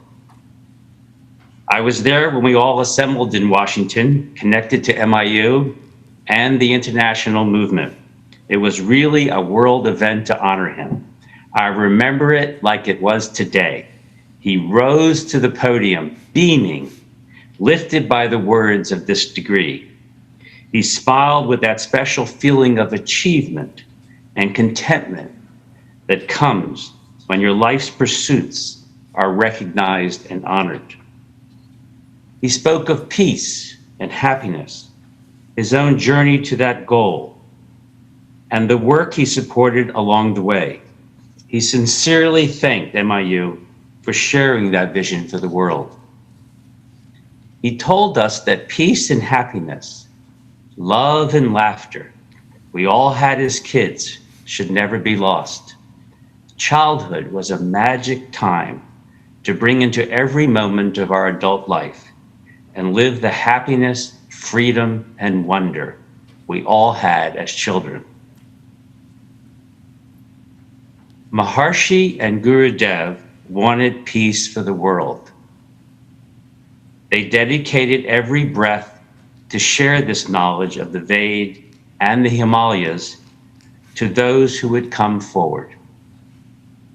They offered it to anyone with the desire to reach out to higher consciousness. We have learned from them through this university that world peace is created by patience and daily attentiveness to one's inner development. That is what this university gives to the world.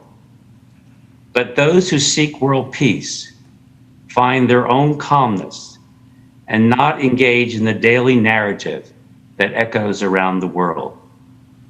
There is much peace already in the world. Associate with those who are happy, and your world will be at peace. I also want to thank you for the opportunity I had to serve this institution as the chairman of the Board of Trustees for these past 12 years. This has been a great privilege in my life, and I am not retiring from the board. I have many goals and aspirations for MIU, and I will see that they are fulfilled.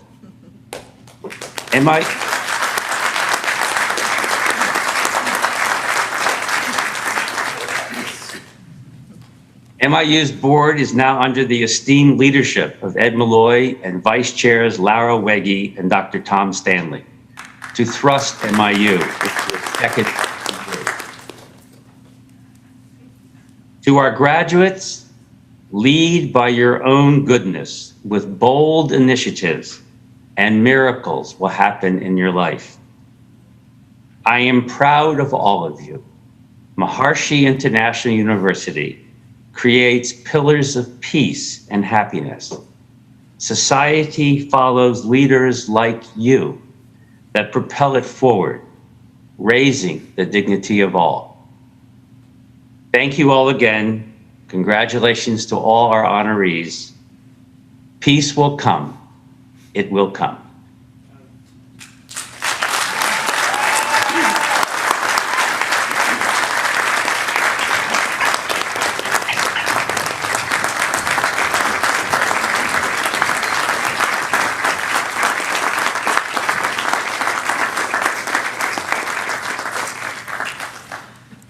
Thank you so much, Jeffrey, for your years of service, and we're all really, really grateful that you're not retiring from the Board of Trustees, that we'll continue to have your support and blessing.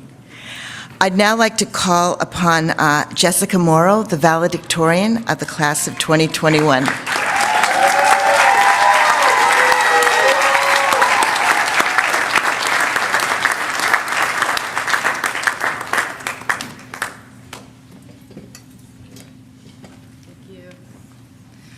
Greetings, class of 2021. I first want to thank Yolanda again for her beautiful speech. I know it was very moving to me and very resonant, and I'm just really grateful for you. Thank you for being here with us.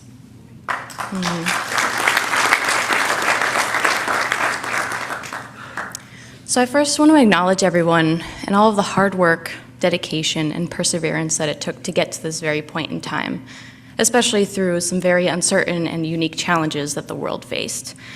And it was not an easy accomplishment, and I truly honor all of you. And in addition to the external universal challenges, I feel like we also take on extra challenges by coming to such a unique university as MIU. We come here not just to develop our education and lay the groundwork for our paths moving forward, but we also come here to develop ourselves and get to know ourselves on a deeper level than we've known before. And I'm sure I can speak for most of us, if not all of us, that getting an education and developing yourself internally is not always an easy task, faced with lots of inner challenges with the external challenges. And I'm so glad to reach this accomplishment with all of you, and especially to even see the growth and transformation that's taken place in all of us, the class of 2021. And of course, we must give gratitude to the environment of this university, the phenomenal faculty, the staff, and all the teachers and professors with all the unconditional support that they give us and allowing us the space to grow into our truer selves. We've truly been given a foundation on which to move forward in our lives to pursue our dreams and our goals. And this day signifies a pivotal point of change in our lives, not just externally, but also internally. And even though change can be really scary, I believe it is one of the greatest indicators of growth and better things to come. I'd also like to remind you all moving forward that each moment holds infinite possibilities, and the power dwells in being able to keep our open minds to that infinite nature at all times, especially through each struggle that we face. And in The Art of Living and Science of Being, Maharishi mentions himself that eternity pervades every moment of transitory existence. And there are lots of things that I've gained while being here, probably more than I can even realize in this very moment. But I'd like to share at least one thing that I've gained that allowed my growth to expand at a greater rate. And that is the willing to be vulnerable, especially with ourselves. And to be willing to embrace all of our deepest desires. And to have the courage to have compassion for ourselves in the wholeness of who we are, and especially our inner shadows. And to stand firm in your knowing that you can accomplish even the biggest and wildest vision. Because remember, we are a reflection of the universe, a vessel whose purpose is to create, transform, and evolve. I believe the more we are able to remain true to ourselves, the more our purpose begins to shine through in everything that we do. Now, I have a lot more to say, but I'm going to switch up the flow here a little bit, and the rest that I have to say is going to come through the heart through melody. I wrote this last year in the midst of the world's chaos. At the same time, I was going through my own internal chaos. But it allowed me to shine through the darkness, and I hope that this can at least shine a little bit of light for you. And I welcome up here my dear friend and my source of support since the moment I came on campus, my dear friend Brianna Delaney.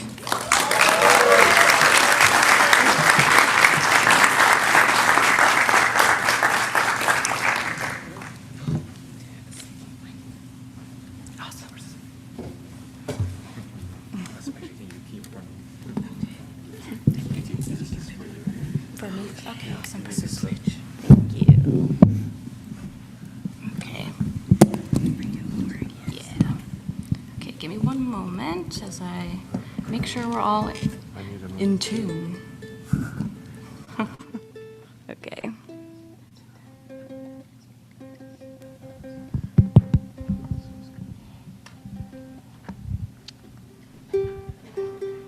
Okay.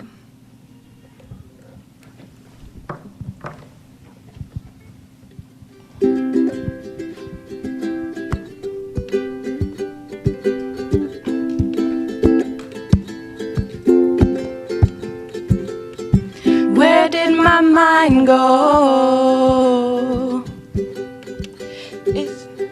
It's surely anywhere but here. And I've got this burden weighing on my soul. I feel it more with every single passing year. But even with the pressure, I don't lose hope. 'Cause I've got the feeling that there's something more, there's something more.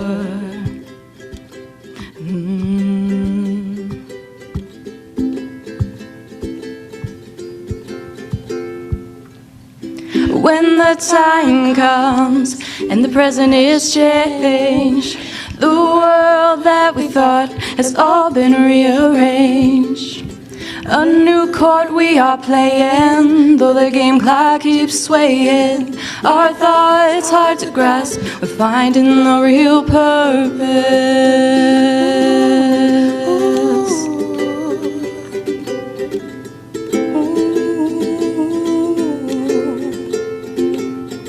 Where did my heart go?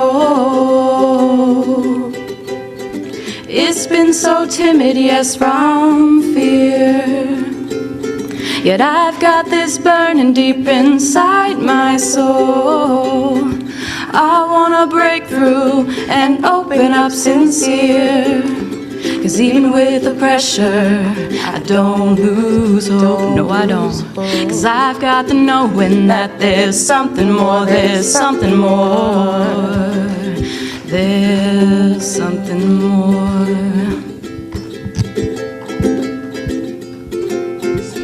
So take faith in your existence, bigger than our farthest distance. If we're the ones that made this, how can we not change this? Ooh, ooh, ooh.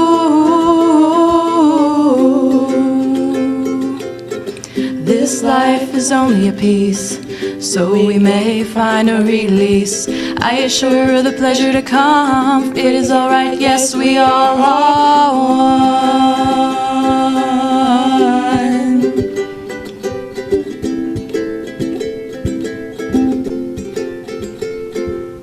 Yes, when the time comes and the present is changed, the world that we thought has all been rearranged.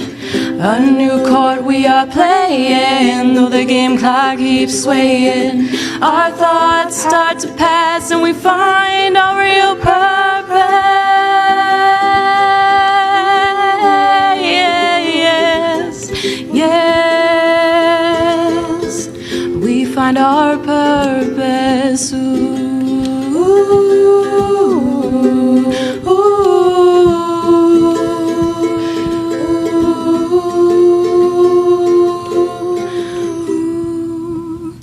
We find our purpose.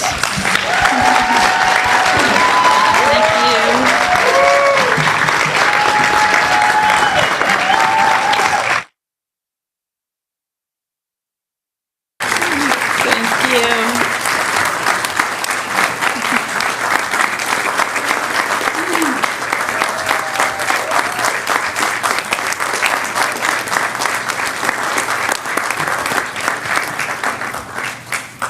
Thank you so much, Jessica. I think this is a first.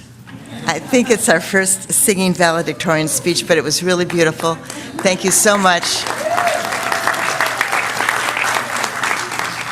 for all the creativity you've shared with us during your time at MIU. Now, Ann Dietrich, the salutatorian, would like to present the class gift.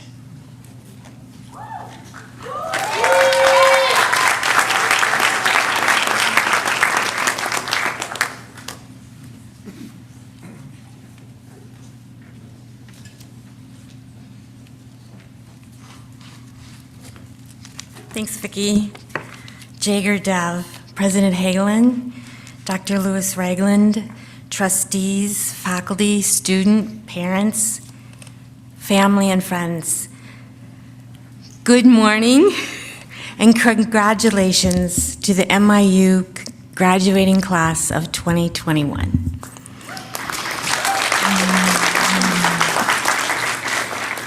I am here today because of people like Hal Goldstein, successful entrepreneur, Cliff Rose, marketing genius, and Jonathan Gordon, world-class communications consultant.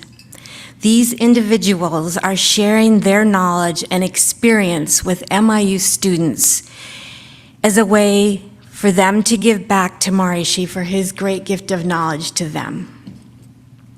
I am graduating because of the attentiveness of Paula Armstrong, my academic advisor, the diligence of administrators like Danella Lubar, and the brilliant Tal Ron, who makes financing a college education look easy.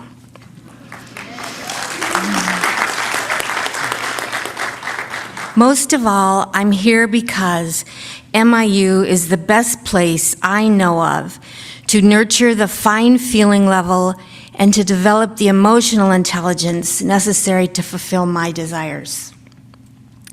I confess that I very often felt I was expected to do things I had neither the skill or talent for. I did not know how to identify the subdoshas in my pulse, draw a checkerboard in perspective, or give a speech, but I'm learning. The main reason I'm learning is because of the way my teachers upheld the fine feeling level of the class. Even with the challenge of having to teach two classes at the same time, one in person and another one online, they always did their best to remain patient, gracious, and kind. As Maharishi reminds us, the feeling is more important to life. If communication accomplishes something on the gross but damages something on the level of feeling, then it is a spiritual loss. Consciousness-based education cultures the feelings and strengthens the fine bond of love between teacher and student. This makes a student receptive to knowledge. The love and appreciation my teachers inspired in me made it possible to comprehend things I could not have fathomed on my own. The world will call upon us to do things we won't necessarily feel prepared or qualified for. To accomplish them, we will not rely solely on our skills or talent or experience. Success will come to us by virtue of our purity of intention and the ability to operate on the fine level of feeling, or what Maharishi calls softest thinking. I've learned that I can always trust those soft impulses of thought. I've also discovered that they bring with them the infinite organizing power of nature. Plato spoke of educators as gardeners of the soul. I think of MIU as the most precious garden in the world. On behalf of the class of 2021, I am happy to announce that our gift to MIU is beautiful new trees for the MIU campus. Jay Gurdeth.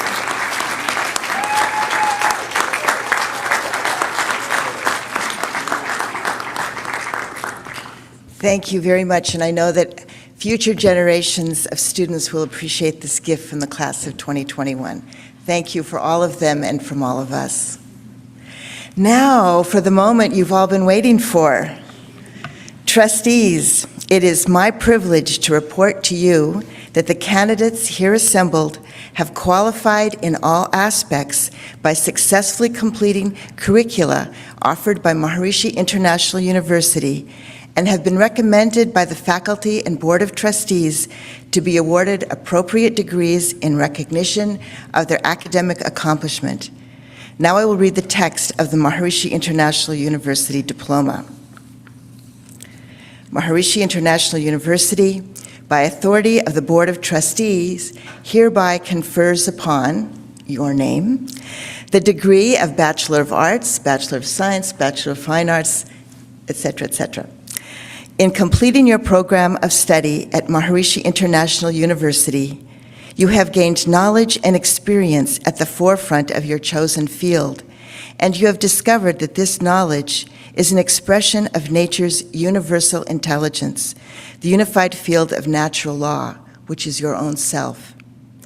Through your daily practice of Maharishi's program for the development of consciousness, you've expanded your intelligence and creativity and achieved a more integrated state of brain functioning.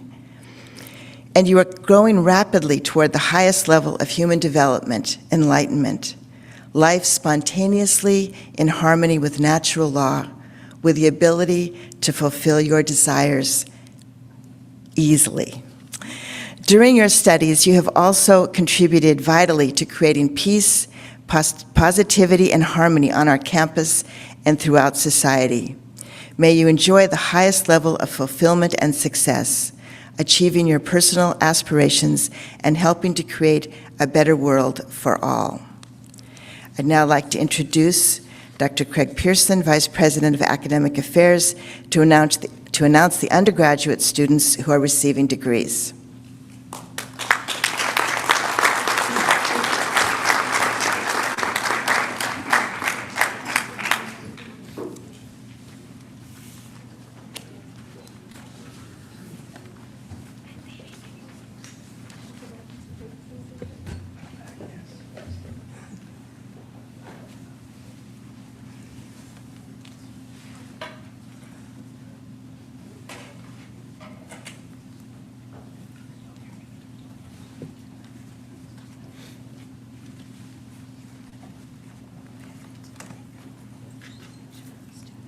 candidates for the Bachelor of Applied Arts and Sciences please rise?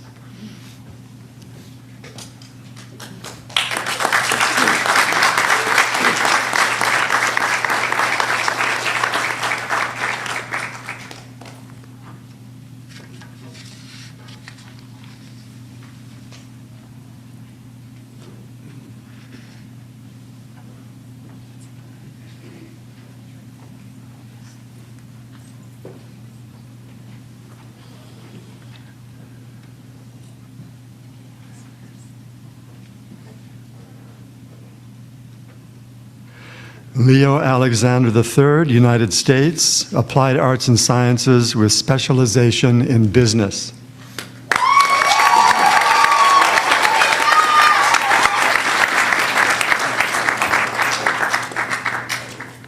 Amy Olson, United States, Applied Arts and Sciences, magna cum laude.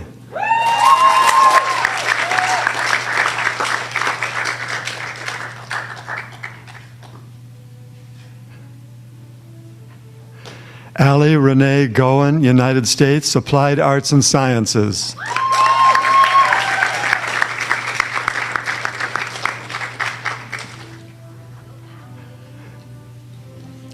Brianna Delaney, United States, Applied Arts and Sciences.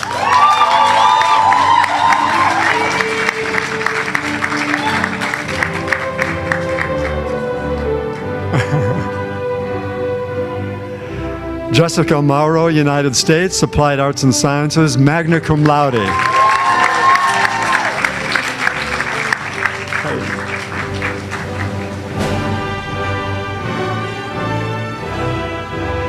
Mariana Camara Eagleson, United States, individualized major, summa cum laude.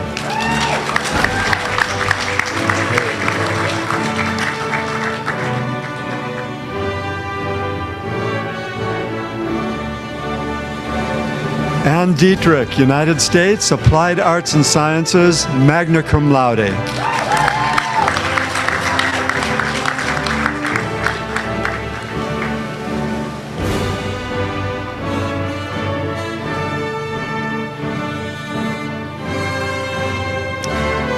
And will the candidates for the Bachelor of Arts please rise?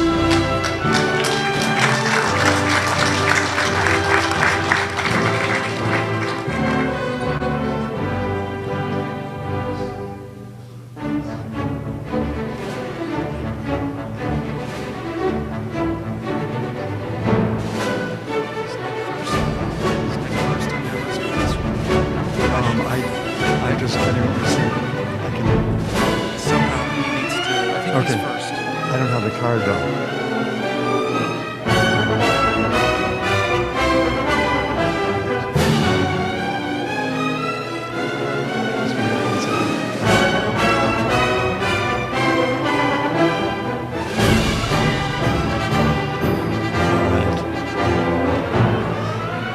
Nick Garino, United States, creative and professional writing.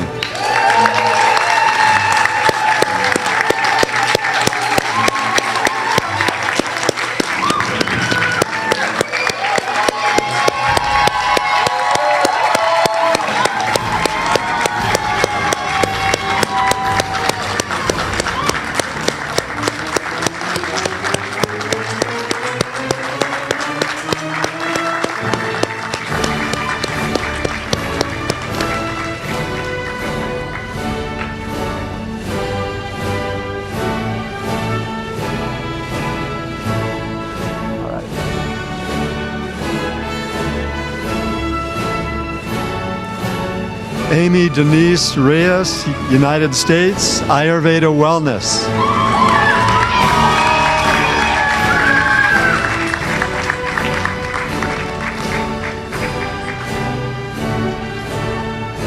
Jessica Matchner, United States, Cinematic Arts and New Media, cum laude, minor in business.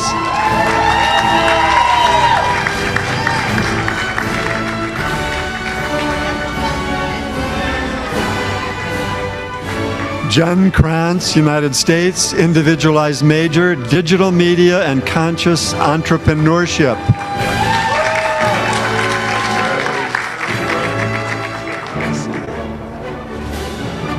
Mark Salyards, United States, creative and professional writing.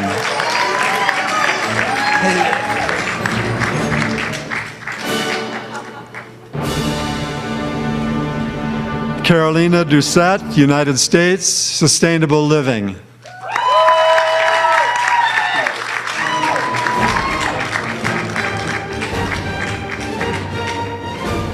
Ariel Hannah Tess Sewall, United States, cinematic arts and new media.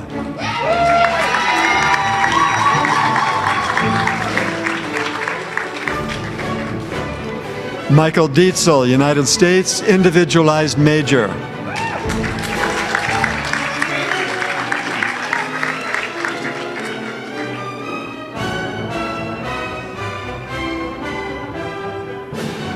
Brandon Parker, United States, regenerative organic agriculture.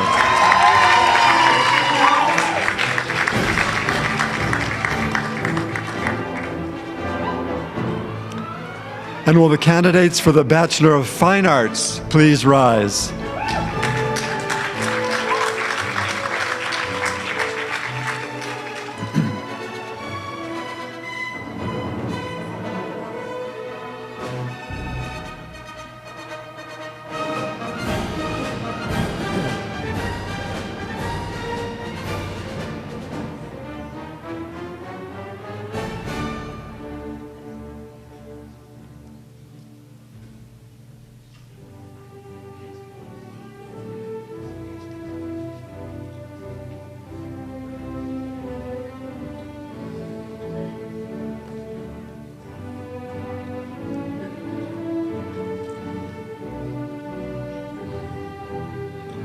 Candace Rankin, United States, creative and professional writing, cum laude.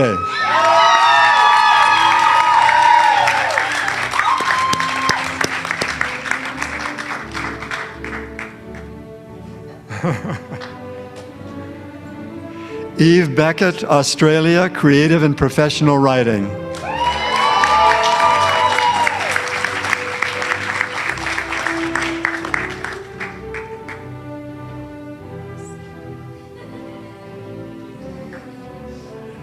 Rocio Completo, United States, art.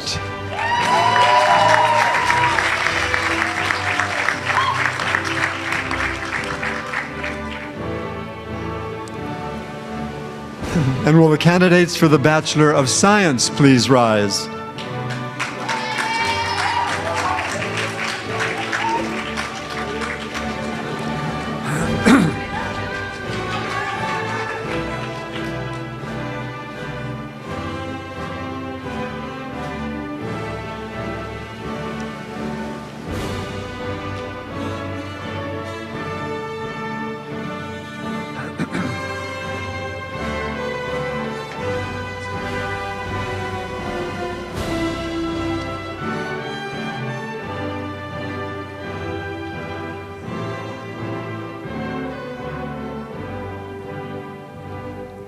Haben Alam, United States, computer science.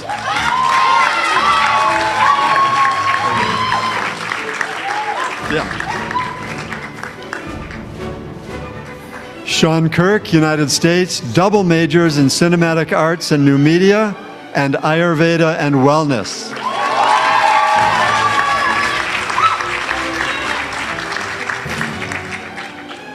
Hemi Olana, Ethiopia and United States, computer science.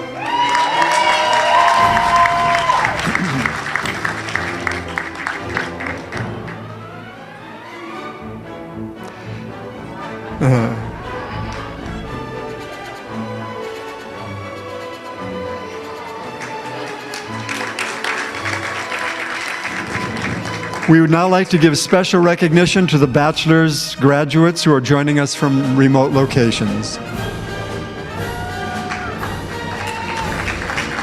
Ryan Frederick Balachian, United States, regenerative organic agriculture, cum laude. Allison Turner Parker, United States, applied arts and sciences. Atajiri Bell, United States, Applied Arts and Sciences. Krishna Moore, United States, Applied Arts and Sciences. Annie Michelle Carrion, United States, Applied Arts and Sciences. Emily Rose Newman, United States, Applied Arts and Sciences. Bachelor of Arts. Zachary J. Burke, United States, Creative and Professional Writing, summa cum laude. Sabrina Samantha Ali, United States, Business. Evan McConaughey, United States, Creative and Professional Writing. Andrea Elizabeth France, United States, Creative and Professional Writing. Bachelor of Science degrees. Tariq Ahmed, United States, Computer Science. Phong Thi Minh Nguyen, Vietnam, Computer Science. Haile Mariam Ayalu, Ethiopia, Computer Science.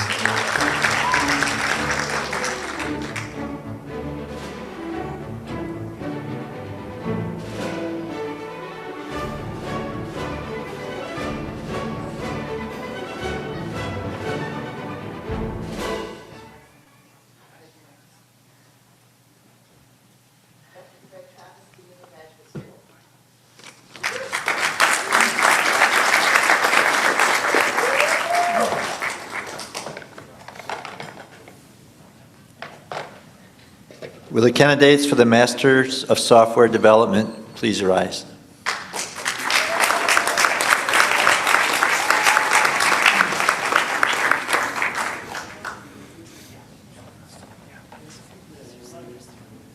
Thank you.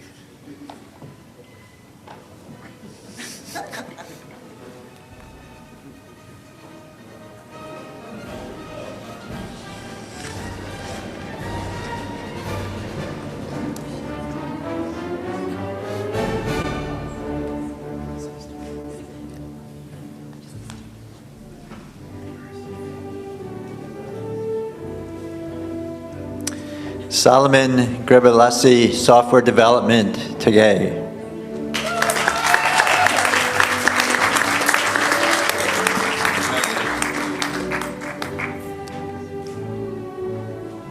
Sebo Agoda, Ethiopia, Software Development.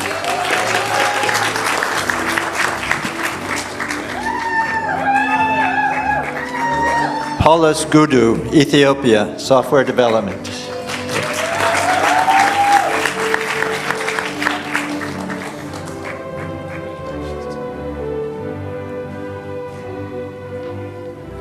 Baraket Teklu, United States, Software Development.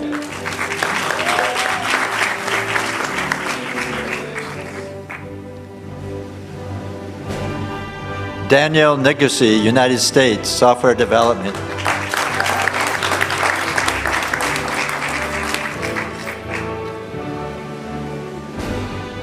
Sean Dowdy, United States, Software Development.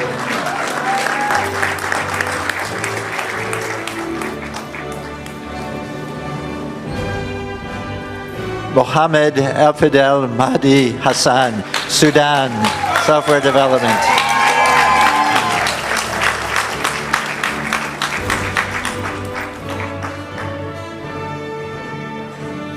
Will the candidates for the Masters of Arts please rise?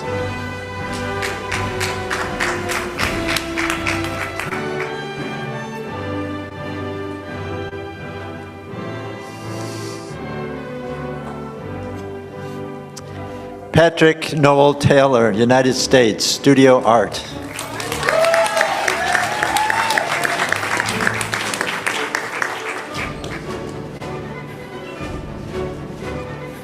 Nicholas Keith Ross, United States, Studio Art.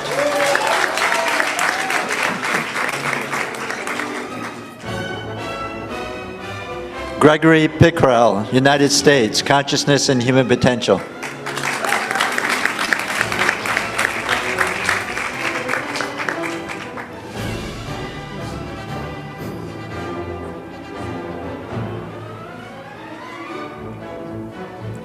Dr. Jan Shaw, United States, reading the Vedic literature.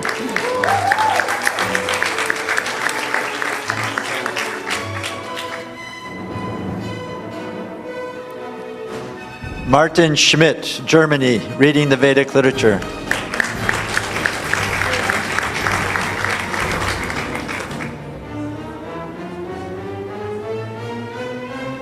Gordon Montgomery, Northern Ireland, Consciousness and Human Potential.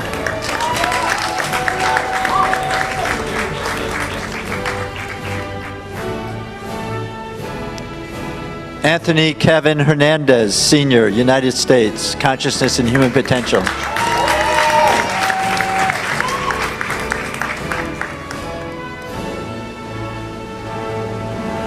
Catalin Kiss, Hungary, reading the Vedic literature.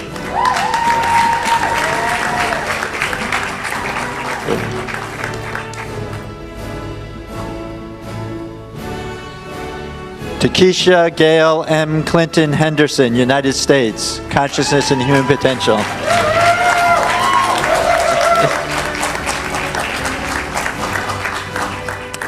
Jessica Armstrong, United States, Consciousness and Human Potential.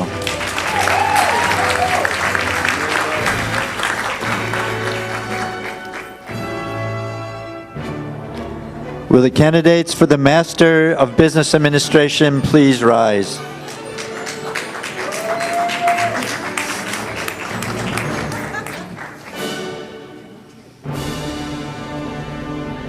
Ashma Gautam, Nepal, Business Administration.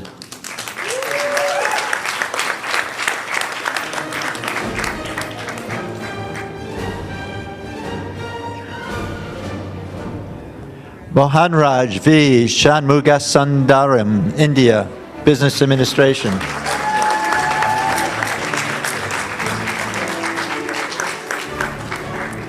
Mpitazali Tiobeka, South Africa, Business Administration.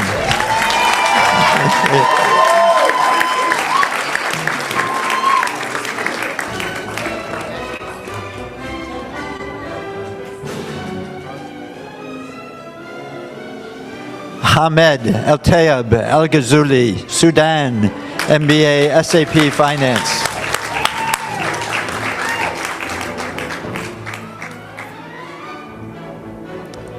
Ariel Hannah Thomas, United States, Business Administration.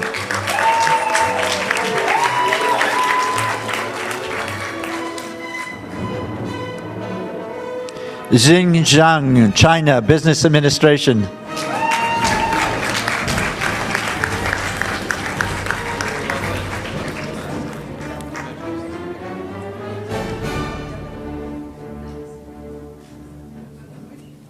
Nasiku Mwangala Small, Zambia, Business Administration.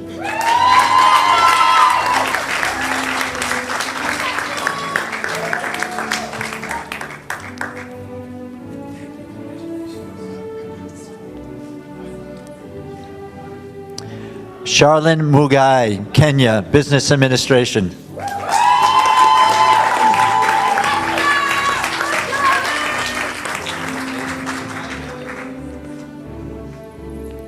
Winona Tadoha Nipa, United States, Business Administration.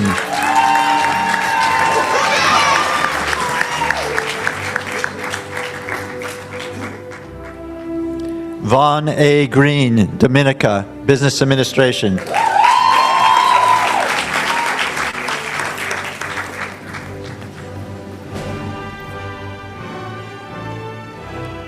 Odena Biamba Odena Belig, Mongolia, Business Administration.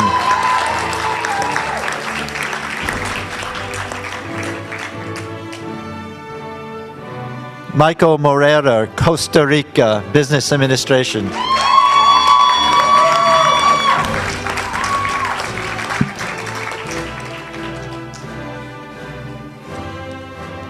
Will the candidates for the Masters of Science please rise?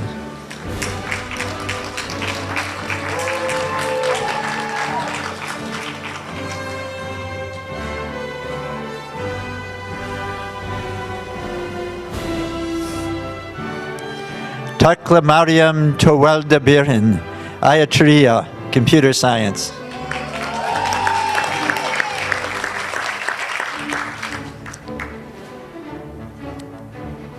Mikhail Kabrakzeper Desta Atria, Computer Science.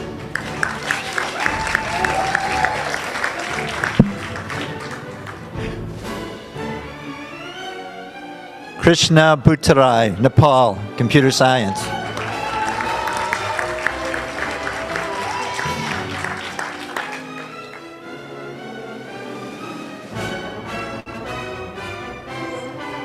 Joseph Kelly D. Tusoy, Philippines, Computer Science.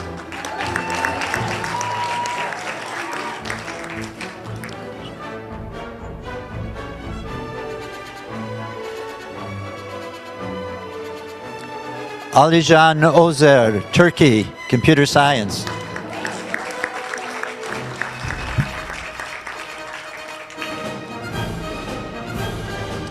Johannes Mulla Alam, Ethiopia, Computer Science.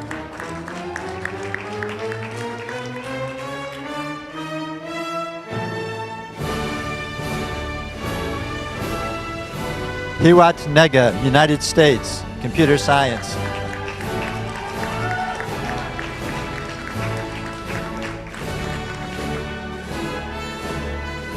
Furkan Ozbudak, Turkey, Computer Science.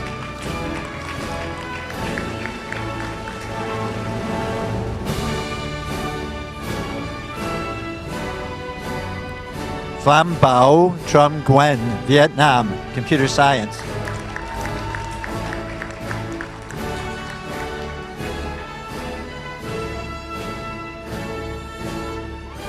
Nc Bao Tran, Vietnam, Computer Science.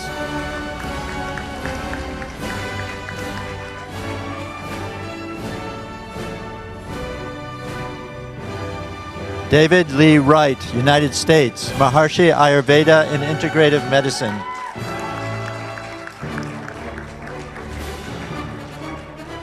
Dr. Julia T. Arnold, United States, Maharishi Ayurveda in Integrative Medicine.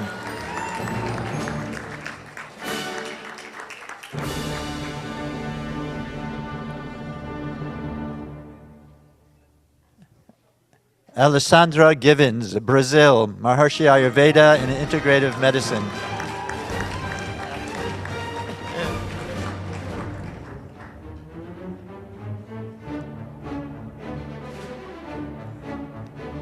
Asha Sharma, India, Maharishi Ayurveda in Integrative Medicine.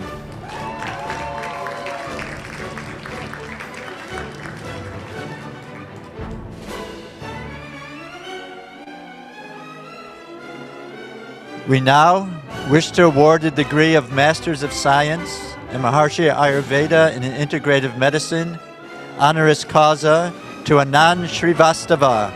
For that, our introduced President, John Hagelin.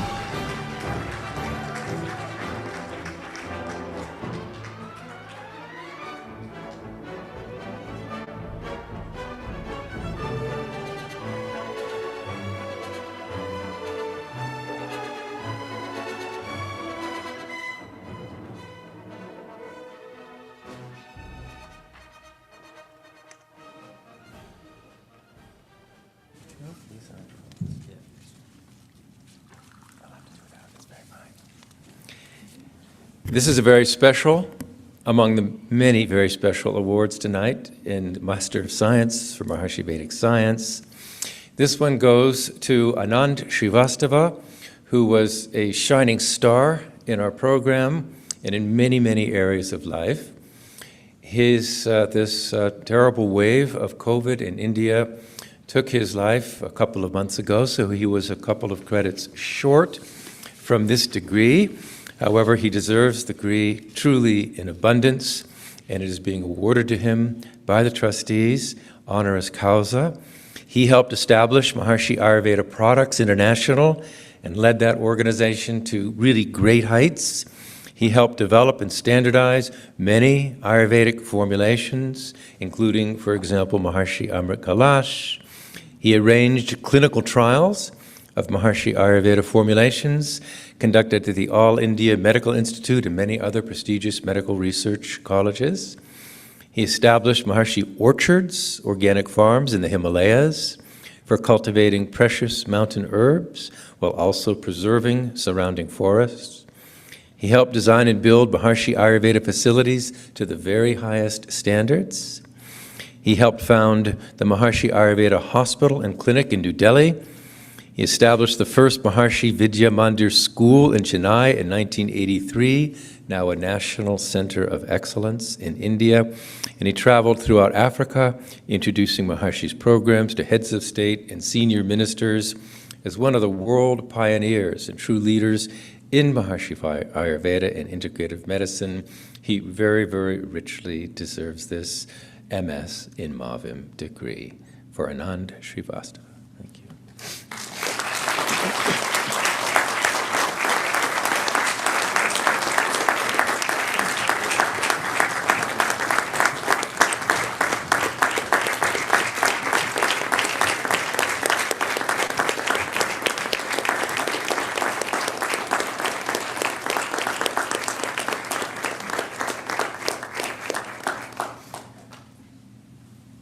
You, Dr. Hagelin.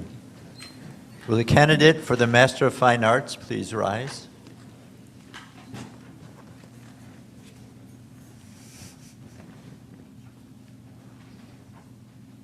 Jessica Ann Heilich, United States. David Lynch, screenwriting.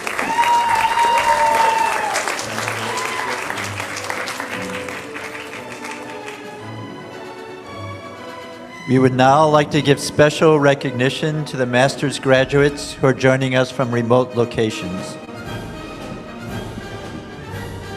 Master of Software Development, Ashim Gameri, Nepal, Software Development. Bakale G. Apera, United States, Software Development. Sophia Rose Chandri Blitz, United States, Software Development. Fitsum Mugastab Kebramariam, United States, Software Development. Ashawak Getna Chekli, United States, Software Development. Freewat Mekamakal, United States, Software Development. Getana A. Tafare, United States, Software Development. Mahmoud Magdi, Egypt, Software Development. Tarika Galan, United States, Software Development. Salawati B. Shibru, United States, Software Development. Abel Neti, United States, Software Development.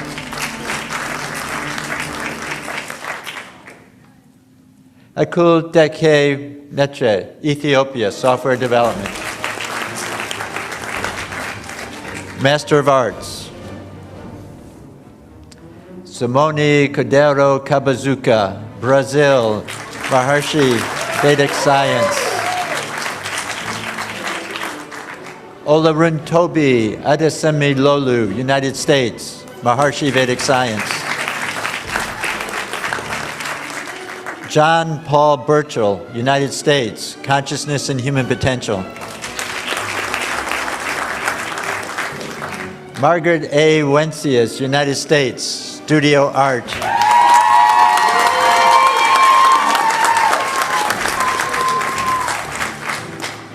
Janet Jim Goldberg, United States, Reading Vedic Literature. Adrienne Pelton, United States, Reading Vedic Literature. Sharon A. Harris, United States, Reading Vedic Literature. Roger Resnick, United States, Reading Vedic Literature. Gail Margaret Rhodes, United States, Reading Vedic Literature.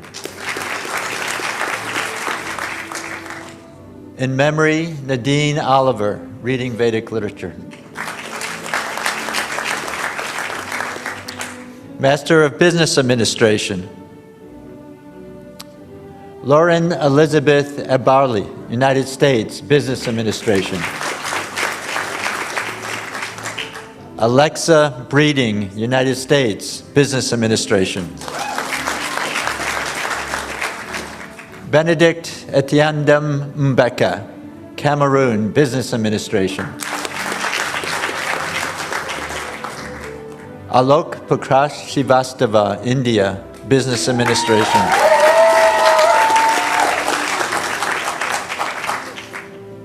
Mala Markowitz, United States, Business Administration.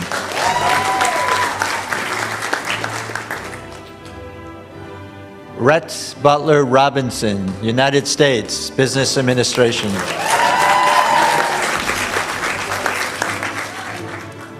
Gautama A. Gaga, United States, Business Administration. Hemraj Adhikari, Nepal, Business Administration. Dawson Werney Camarda, Liberia, Business Administration.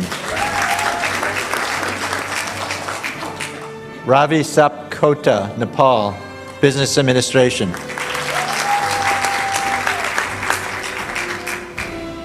Tanglip Chiang, Cambodia, Business Administration. Mariam Ismail, Egypt, Business Administration.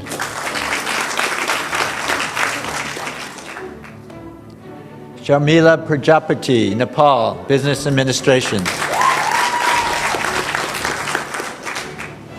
Lake Gashu Kebe, Ethiopia, Business Administration.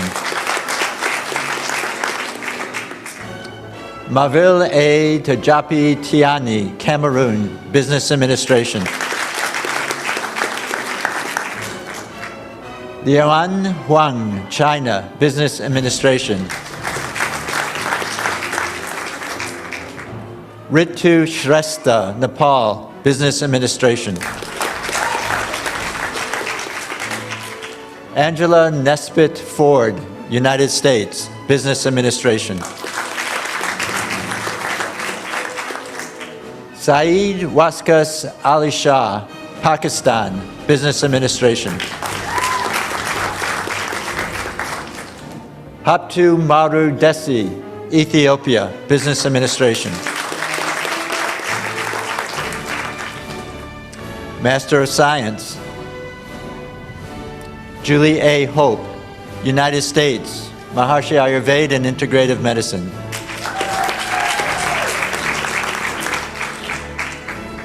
Barbara A. Cooper, United States, Maharishi Ayurveda and Integrative Medicine. Carol Strunk, United States, Maharishi Ayurveda and Integrative Medicine.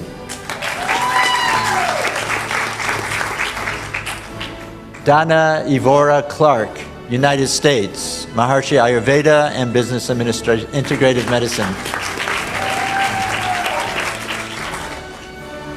Heather Lillian Frew, United States, Maharishi Ayurveda and Integrative Medicine. Catherine Marie Huancourt, United States, Maharishi Ayurveda and Integrative Medicine. Kawita Agarwal, United States, Maharishi Ayurveda and Integrative Medicine.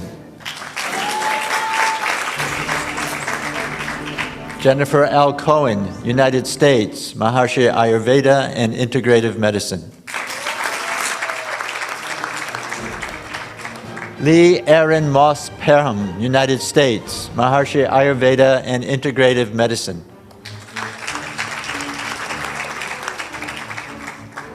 Mahmoud Ali Mansour El Shamiri, United States, Maharishi Ayurveda and Integrative Medicine.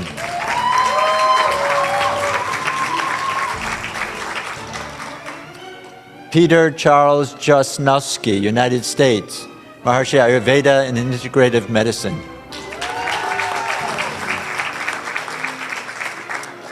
Stephen K. Mikulak and Sarah Martina Mikulak, Canada, Maharishi Ayurveda and Integrative Medicine.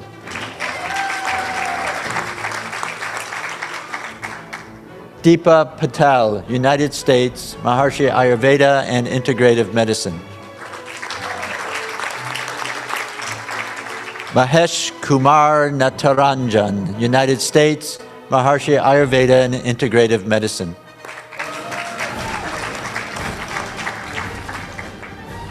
Danielle Chase, United States, Maharishi Ayurveda and Integrative Medicine. Hilary Vadera, United States, Maharishi Ayurveda and Integrative Medicine. Kabian Newson, United States, Maharishi Ayurveda and Integrative Medicine.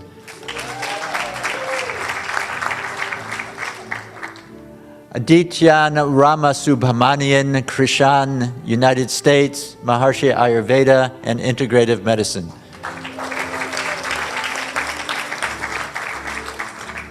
Nicole L. Messina, United States, Maharishi Ayurveda and Integrative Medicine. Victoria K. Montablanco, United States, Maharishi Ayurveda and Integrative Medicine. Christine Laura Slater, United States, Maharishi Ayurveda and Integrative Medicine. Jillian Whitaker, United States, Maharishi Ayurveda and Integrative Medicine.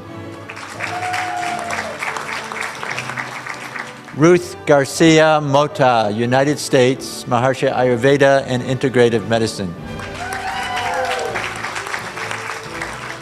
Nishat Fardushi, United States, SMP Finance. Sanju Basnet, Nepal, SAP Finance.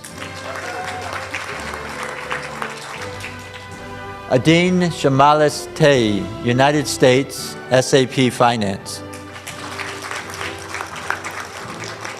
Susan Marie Haley, United States, SAP Finance. Master of Fine Arts. Jennifer Sophia Woodward, United States, Screenwriting.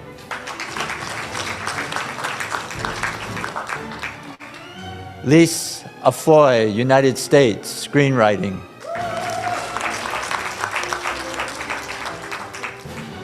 Evan Kimball, United States, Screenwriting.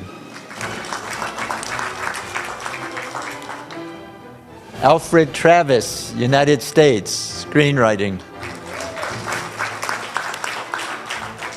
Juliet A. Jamusco, United States, Screenwriting. Bobby Lee Davis III, United States, Screenwriting. Sandra Ramirez, United States, Screenwriting. Anita J. Leonard, United States, Screenwriting. Trevor Jonathan Miller, United States, Screenwriting.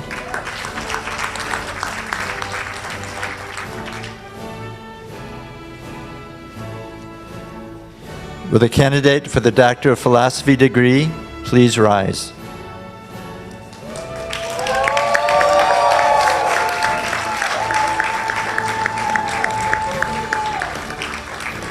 Dr. Nikita Bruno Green, Dominica Management.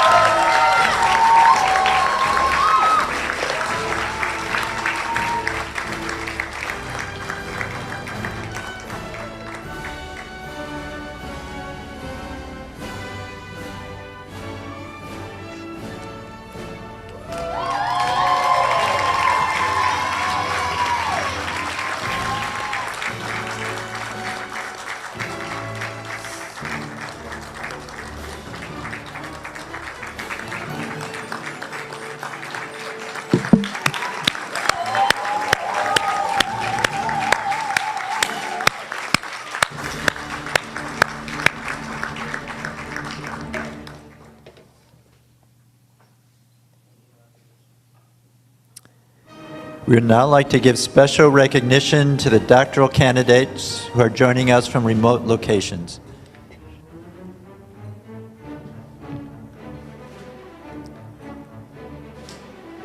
Vijaymanahar Palakurti, India, Physiology.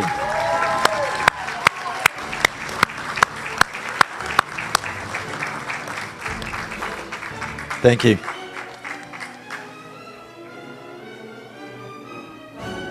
I'd now like to invite President Hagelin to give his charge to the graduating students.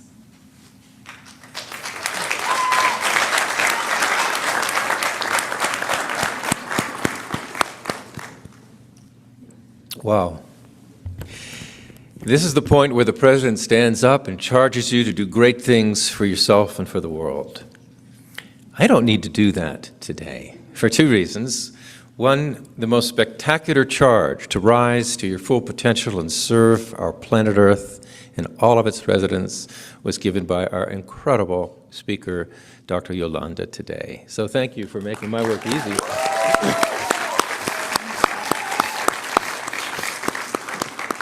And number two, just listening to you, seeing you all again this morning and hearing from you, speaking from your hearts, you are already committed to transforming our world. You already recognize that the world has immense untapped potential and needs to rise to a greater place. I have no doubt you will achieve great things for yourselves, your families, your communities, and our precious world. I think my charge today will be the charge that I believe the founder of this university would deliver if you're standing today. And that is a charge to continue to commit yourself first and foremost to the development of your full, unlimited potential. This is the time to do it. I remember when I graduated from college, my father had a rather similar piece of advice for me: buy life insurance. I said, Dad, I just turned 20 today. He said, this is the time to invest. The reward will be even greater. This is the time now that you have from this university the momentum of development of consciousness to continue to invest in your most precious resource, the most precious resource in the universe, which is your consciousness, which is also the universal consciousness that runs the universe and organizes it with such perfection. When we, due to the thirst of the mind for more knowledge, more facts, for more sensory data, that thirst is strong, and the thirst is valuable. We have to reach out, we have to learn more, we have to grow in skills, we have to develop those relative capabilities. But all of those capabilities are founded upon one thing, that most precious ingredient of life, and that is our own consciousness. And it is very clear from having seen many of you years ago and your own faculty and your own staff, everyone on this campus has grown, has blossomed enormously in the light of consciousness, which is the light of life that drives everything. Knowing that is the proverbial, you could say, Old Testament Garden of Eden, the garden of pure life. But our world is set up really to pursue what you could call the proverbial garden of knowledge with a small k, more knowledge, more outer achievement, more skills. And as important as those are, equipped with knowledge and skills, you will achieve, but you will achieve through tremendous effort and hopefully luck along the way. And our achievements on that basis are just, fundamentally limited. But drink from the well from which all of the creativity and intelligence derives, from where it comes. Drink from the well means expose your awareness to your own unbounded, eternal inner reality. And just that regularly, one dip of the cloth in the yellow dye per day, and bringing that out into activity, yes, it'll fade throughout the day, but over time, it fades less, and after some time, it will not fade at all, which means at that point, you are anchored to that inner silent, abstract intelligence that rather miraculously runs the entire universe. And at that point, and even along the way, every step in the direction of exposing ourselves to the deep reality, the pool of stability and contentment and bliss within, not only delivers from great fear and stress and fatigue, but it will lighten your footsteps and fuel your march, supporting you at every turn so that really great things can be achieved.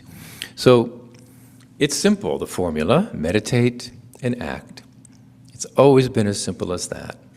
Take a dive, come out and enjoy the fruits of the expanded inner awareness, and you will achieve, really, capital G, great things for yourself, rising to a state of not just outer achievement of fulfillment, which is great and which the world needs of you, but for your own needs, rise into the supreme fulfillment, which is just beneath your nose, just behind your eyes, but is literally what you are. And it's not far from you.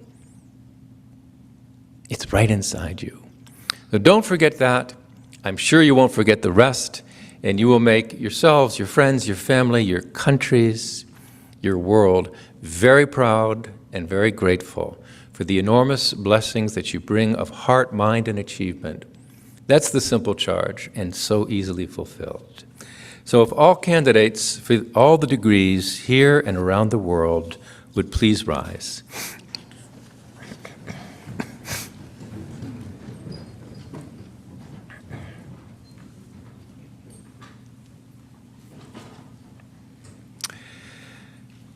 By the authority vested in me by the Board of Trustees of Maharishi International University, I hereby award you bachelors, bachelors of arts, bachelors of fine arts, bachelor of science, masters, master of arts, master of business administration, master of science, master of fine arts, and doctor of philosophy degrees, according to the department in which you have qualified, with all honors, privileges, responsibilities thereto pertaining. Congratulations. You can transverse the desk.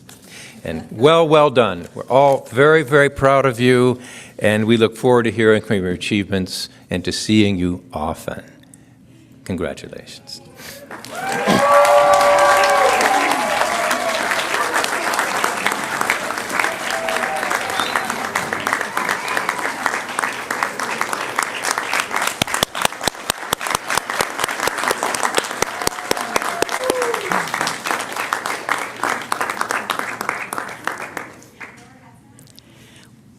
Please be seated. We're almost done, but there's some very important people we have to thank. Our students are extraordinary people. They come from scores of countries all over the world. They represent many different cultures and religions, yet they have two things in common. They want to transform themselves into the best people they can be. They want to transform our world into a more peaceful, harmonious, and prosperous place. Our students are people of great depth of character and of the highest ideals. Extraordinary people like this do not happen by accident. And as they themselves will tell you, they owe a great deal to their parents. Their parents who birthed, raised, nurtured, guided, encouraged, supported, and above all, loved them. We are so sorry that none of you could be in the room with us today, but we hope you're watching. We honor who you are. We honor what you have achieved in your children. If you were here, I would ask you all to stand and receive our appreciation. But please, wherever you are, accept our gratitude for raising these extraordinary human beings and sharing them with us. To all of you graduating students who are here, we're so happy that you could be with us today, here in this room and around the world, for this very special occasion. As you take your next steps, be aware that we are in a time of tremendous change and transformation. Each of us has a responsibility to take the profound knowledge gained here and the lessons learned from each other and create a better world, a world that redresses past wrongs and lives up to the ideals we hold dear. A world that treasures and honors the hopes and dreams and lives of each of us. a world that reflects the Vedic saying, Vasudeva Kutumbakam, the world is my family. So now will you all rise?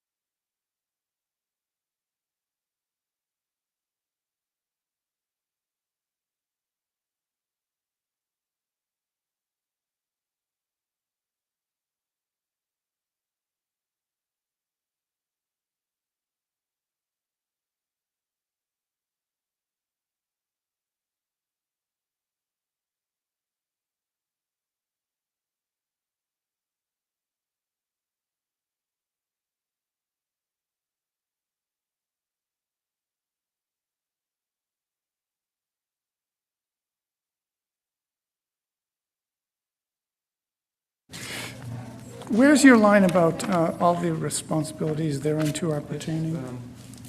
Still on there, probably. Okay, let's see. Wait, what's that? Right there. Okay. Do you need